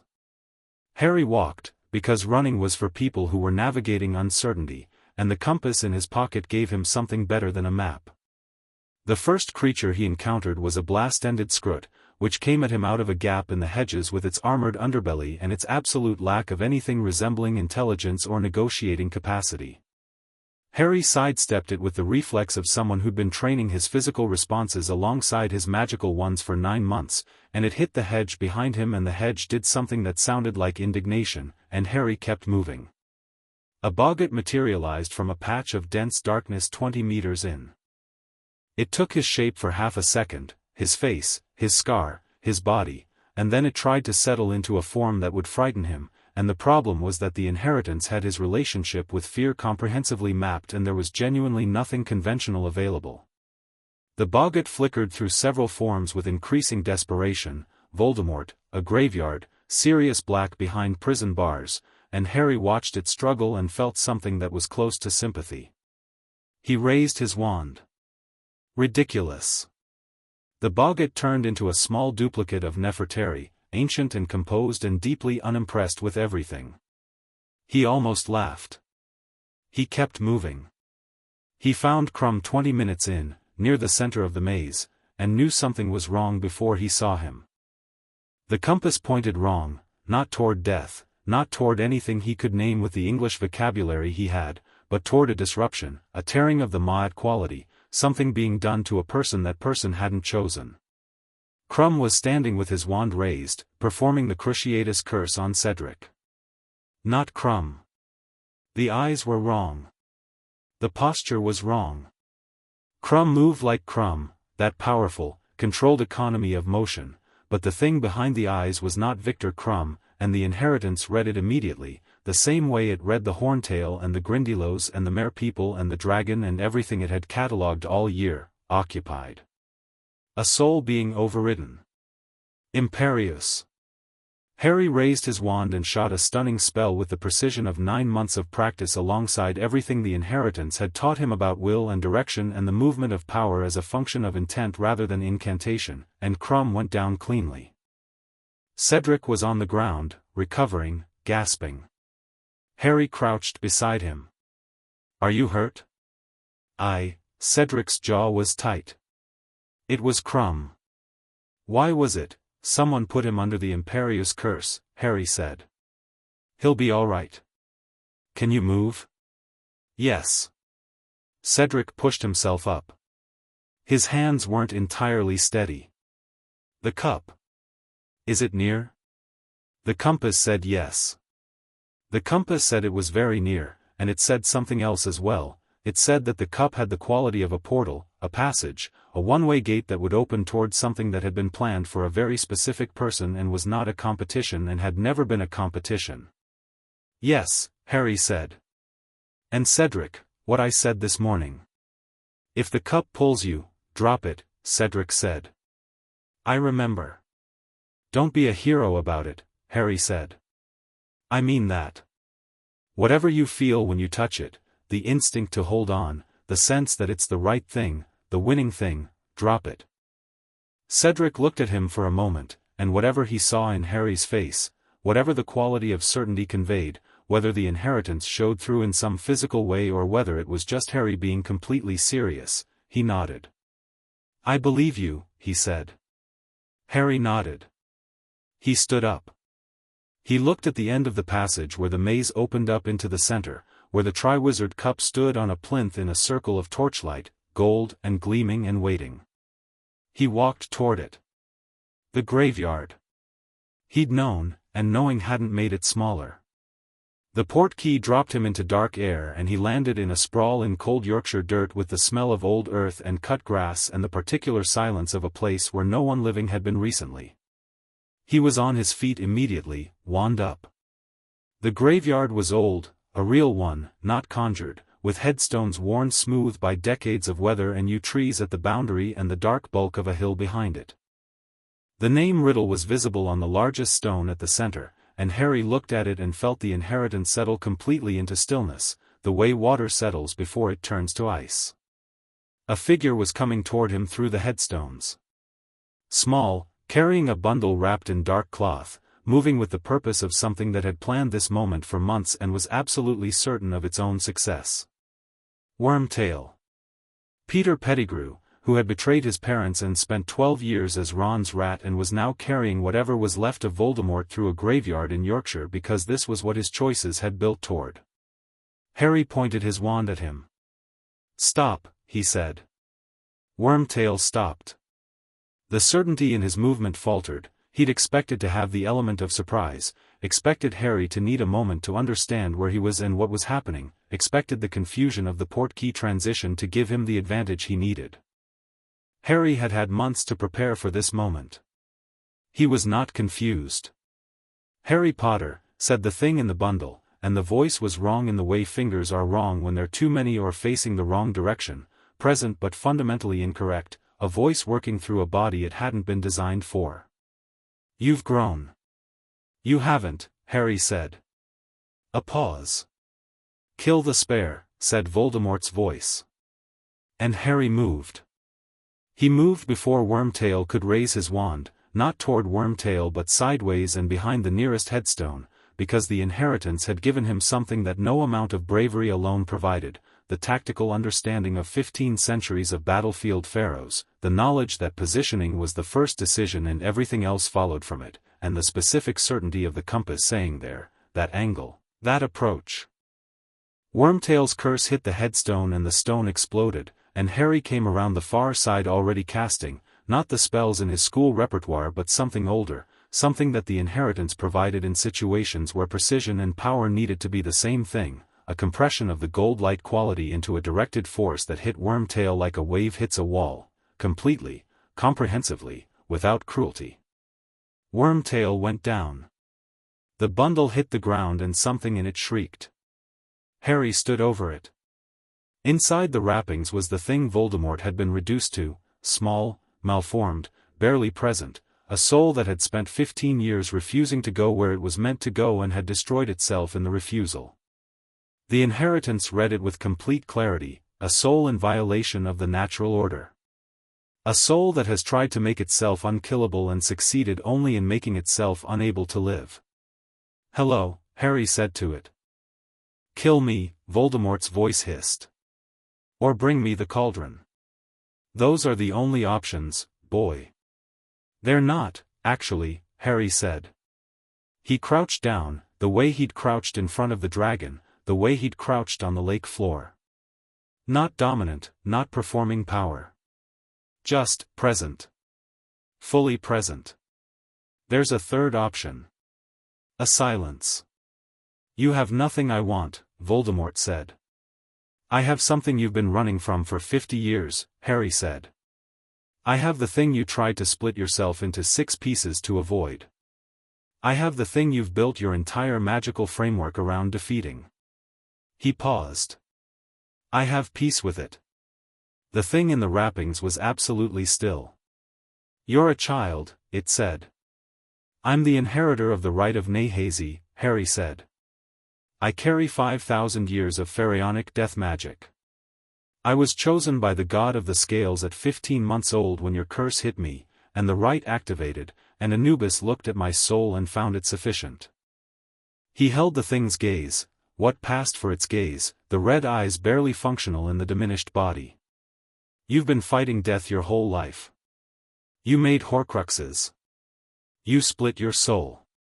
You ran from the threshold so many times and so hard that running is the only thing left of you. The Horcruxes are already being dealt with," Harry said. And this was true, he'd told Dumbledore 6 weeks ago, guided by what the inheritance showed him of the soul architecture of a man who had split himself like a mirror shattered into specific pieces. Dumbledore had gone very quiet and then very determined, and the work had begun. 3 are already destroyed. The others will be. You know this. You can feel it. The red eyes flickered. "Then kill me," it said again. Different this time, not an order, not a stratagem. Just a statement of what it thought the options were. "I'm not going to kill you," Harry said. The silence that followed was the most complete he'd felt in the graveyard. "What?" said Voldemort. "Killing you doesn't solve the problem," Harry said. "Killing you when you're like this just means you drift. You've been drifting for years, Albania, various hosts, whatever you've been doing since Quirrell. You'll drift again." He sat back on his heels. "The problem isn't your body. It's your soul. Or what's left of it. You cannot touch my soul, boy." "I know," Harry said. "But Anubis can." The red eyes went wide. It was the most purely afraid he'd seen anything look. Not afraid of pain, not afraid of death in the way that people who hadn't made peace with it were afraid, but afraid in the specific way of something that had done every single thing wrong in relation to a specific fundamental truth and was now sitting in front of the embodiment of that truth and couldn't run. Harry reached into his pocket. He took out the compass of Anubis. It was warm, the gold veins incandescent in the dark graveyard, and when he held it up it caught what little light there was and held it the way gold always held light, completely, without reservation, turning it into something more than it had been. "Kaimwazit wrote the right to face exactly this," Harry said. "Not you specifically. The type of you. The soul that refuses the threshold. The soul that believes death is an enemy and spends its existence fighting it until there's almost nothing left." He looked at the diminished thing in the wrappings, and the inheritance moved through him, not in fury, not in judgment, in the complete steady quality of ma'at, of correct order, of things being restored to their proper place. "I'm not going to kill you. I'm going to give you the thing you've been running from. And on the other side of it, wherever you go, maybe you'll find that it wasn't what you thought. You don't have the power, I have all of the power, Harry said. He said it quietly. He said it the way you state a fact about the weather. And the quality of it, the absolute certainty, the complete absence of performance or threat or the need to be believed, hit the thing in the wrappings like a physical force. Because it wasn't Harry's confidence. It wasn't teenage bravado. It was 5,000 years of pharaohs and priests and death magic all saying the same thing in the same voice through the same body, and it was the voice of a tradition that had built its entire cosmology on the understanding of exactly what was happening in this graveyard on this night in Yorkshire, and it recognized the broken soul in front of it with the clarity of something that had been preparing for this specific moment across 50 centuries. Harry held up the compass. The gold light came. Not from his wand, not from the compass exactly, from him, from the inheritance, from every pharaoh and death priest who had contributed to the rite of Nehazi across 15 centuries of Egyptian dynastic rule, all of it moving through Harry Potter the way a river moves through the channel it has carved across millennia, completely, powerfully, inevitably. The graveyard went gold.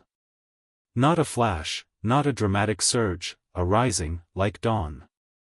The headstones caught it and held it. The yew trees at the boundary were outlined in it. The cold Yorkshire air warmed and the grass, which was damp with night dew, steamed very slightly where the light touched it, and Wormtail, unconscious against a headstone, didn't stir, and the wrappings around Voldemort's diminished form fell open. The red eyes looked at Harry.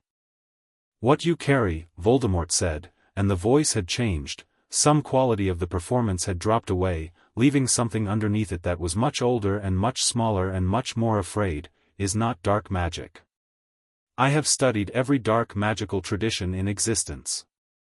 I know them all. What you carry is not dark magic." "I know," Harry said. "It's not dark magic. It's not light magic either. Those are categories your tradition invented." He held the compass steady. "It's older than the argument." A pause that stretched. "I didn't want to die," Voldemort said.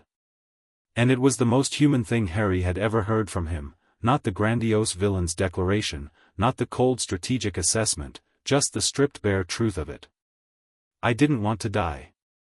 Said in the voice of Tom Riddle, the orphan boy, the one who had been afraid before any of the horrors. "I know," Harry said. He felt the inheritance say something through him that was not his own compassion and also was, the compassion of the pharaohs who had understood death well enough to love life properly, who had made their peace with the threshold so completely that they could recognize the tragedy of those who couldn't. "But you've been dying for 50 years. What you've been doing, it was never living." The light held. The compass held. Harry held.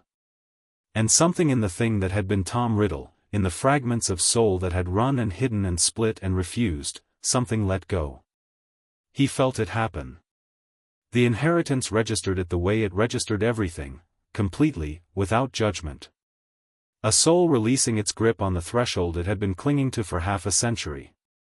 Not destroyed, the god of the scales didn't destroy, it weighed, but released, sent forward, through the boundary that Tom Riddle had spent his entire existence refusing to cross. The light collapsed.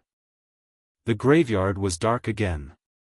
Ordinary dark, summer night dark, with the stars back and the dew back and the cold air and the old headstones and the name Riddle worn smooth on the stone at the center. The wrappings were empty. Wormtail was still on the ground, unconscious and not going anywhere. Harry stood up in the dark graveyard and the compass of Anubis was warm in his hand and the gold veins were quiet now, steady instead of incandescent, the way embers are steady after a fire has done what it came to do. He looked at the empty wrappings for a moment. Then he turned and pointed his wand at the cup, which was lying on its side a few feet away where it had fallen when the port key dropped him, and he said "Accio," and caught it when it came, and he thought about Cedric back in the maze and about Ron and Hermione waiting at the stands, and he gripped the cup. He came back to the maze's center in a rush of port key displacement, landing in the circle of torchlight, and Cedric was there, exactly where Harry had left him, standing at the edge of the clearing with his wand up and an expression that shifted, the moment Harry materialized, from controlled tension into something considerably more complicated. "You were gone for 11 minutes, Cedric said. "Felt longer," Harry said. Cedric looked at him. At the cup in his hand. At the graveyard dark quality of the dust on Harry's robes and the quality of the light in his eyes that Harry wouldn't be able to see himself but that Cedric was apparently seeing quite clearly. "Is it done?" Cedric said. "Yes," Harry said. "All of it?" Harry thought about the Horcruxes still to be found, about Dumbledore's ongoing work, about the long unraveling of 50 years of damage that one night's work couldn't entirely address. He thought about that honestly. "Most of it," he said. "The part one was here for." Cedric was quiet for a moment. He looked at the cup, and then at Harry, and then made a decision that was visible in his face, the clean, uncomplicated decision of a genuinely good person choosing correctly. "You take the cup," he said. "Cedric, you won, Harry. Not just the tournament." He gestured at the dark smudges on Harry's robes, the compass in his pocket, the quality of the moment. "You won something significantly larger than a tournament. Take the cup." Harry held it for a moment. Then he lifted it up, and the torchlight caught it, and from outside the maze the crowd couldn't see anything yet but they were about to, because the maze was already beginning to dissolve, the hedges pulling back, the passages opening, the whole structure unraveling now that what it had been built to channel had been channeled. The crowd saw the cup first. Then they saw Harry.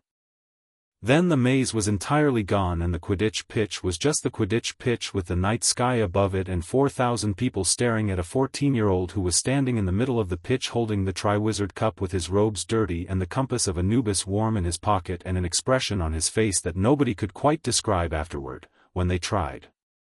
Not triumph. Not relief. Not the performed confidence of someone performing their moment.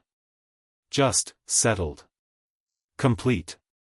The expression of someone who had done the thing they were made to do and found that it was exactly what they expected and also more, because doing the thing you were made for was always more than you expected, even when you expected quite a lot.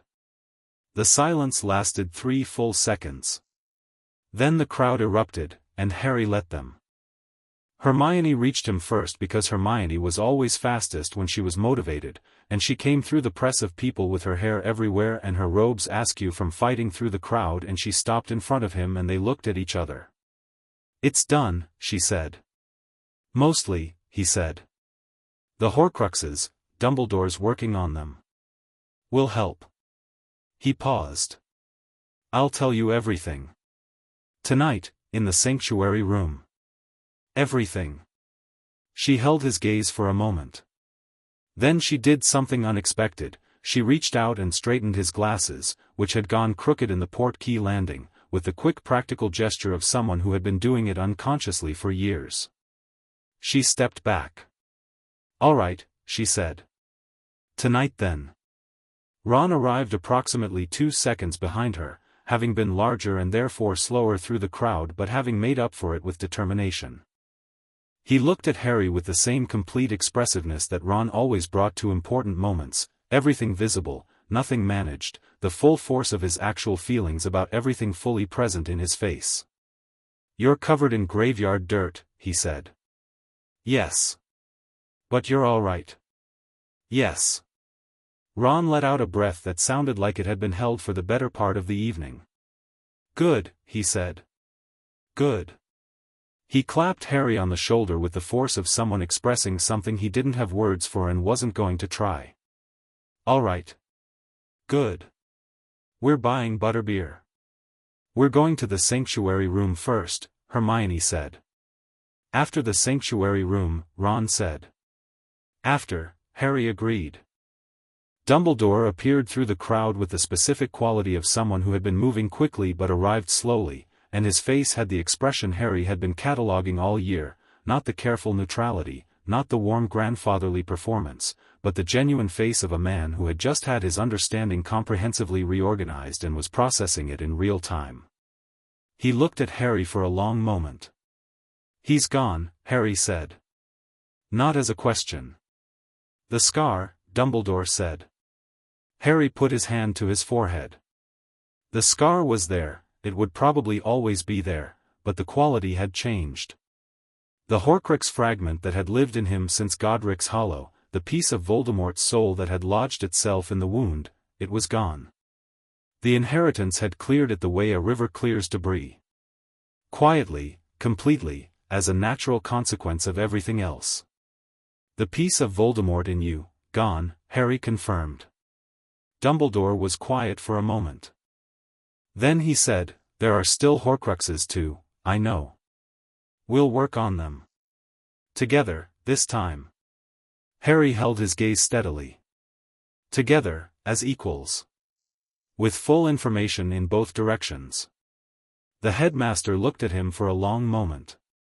And what happened on his face was something Harry had not seen there before, not the recalibration, not the management of a complex situation, not the careful love of a man who expressed care as control. It was simpler than all of those things and more genuine. It was respect. Yes, Dumbledore said. That seems right. Harry nodded. He looked at the sky above the Quidditch pitch, the June night sky, fully dark now, star-thick the way it only got far from cities, the kind of sky that made you understand why ancient people had looked up and decided the stars were meaningful. Somewhere up there, the ancient Egyptian night sky had looked the same, had held the same stars in different arrangements, had been read by priests and pharaohs as a map of what lay beyond the threshold. He thought about Chaim Wazit, who had spent 15 years looking for a soul and died before he found one, and who had written a line on a fragment of papyrus in 1213 BCE that had sat in the Cairo Museum for 2,000 years and had been translated for him in a room in Hogwarts by a woman who had spent 20 years waiting to say it. To whoever carries this, you will face the one who believes death is a thing to be defeated. He had. Tell him from me, across whatever distance of years separates us, that he is wrong. He had. Death is not an enemy. Death is the oldest and most faithful ally. The pharaohs did not fight death. We made peace with it. And that peace is the most terrible weapon in existence. The compass of Anubis was warm in his pocket. The crowd noise was enormous and warm around him. Ron was at his left shoulder and Hermione was at his right, and the castle was above on the hill with its 1,000-year stones and its ancient foundations and its hieroglyphics that nobody had read for 5,000 years and that said simply, "He is here at last." Harry put his hand in his pocket and closed his fingers around the compass and felt it, warm and complete and old as rivers, and thought about the Dream Temple and about Nefertari, who had said, "You will face him, and you will be what he cannot be." "What's that?" he'd asked, in the last dream before tonight. She had looked at him across the gold temple light with those ancient eyes that had seen everything and found most of it comprehensible. At peace, she'd said. He was. He looked at the night sky above Scotland one more time, at the stars that were the same stars that had hung above the Valley of the Kings when Chaim Wazit had written his rite into existence, and he felt the inheritance inside him settle into its final configuration, not dormant, not complete in the sense of finished, but complete in the sense of arrived. The river in its channel. The flame in its place. His. All of it, fully and finally and without reservation, his. He turned back to his friends, to the noise and light and ordinary chaos of a Hogwarts evening after an extraordinary thing had happened, and he walked toward it with the measured, unrushed pace of someone who had nowhere to hurry to because they were already exactly where they were supposed to be. Behind him, on the pitch, where the maze had been, the grass was green and ordinary. And beneath the great hall, in the ancient stones, the hieroglyphics read what they had always read, what they would always read, what they had been patient enough to read for 5,000 years while the world above them changed and changed and changed. He is here at last. The scales are balanced. The dead rest easy. It is enough.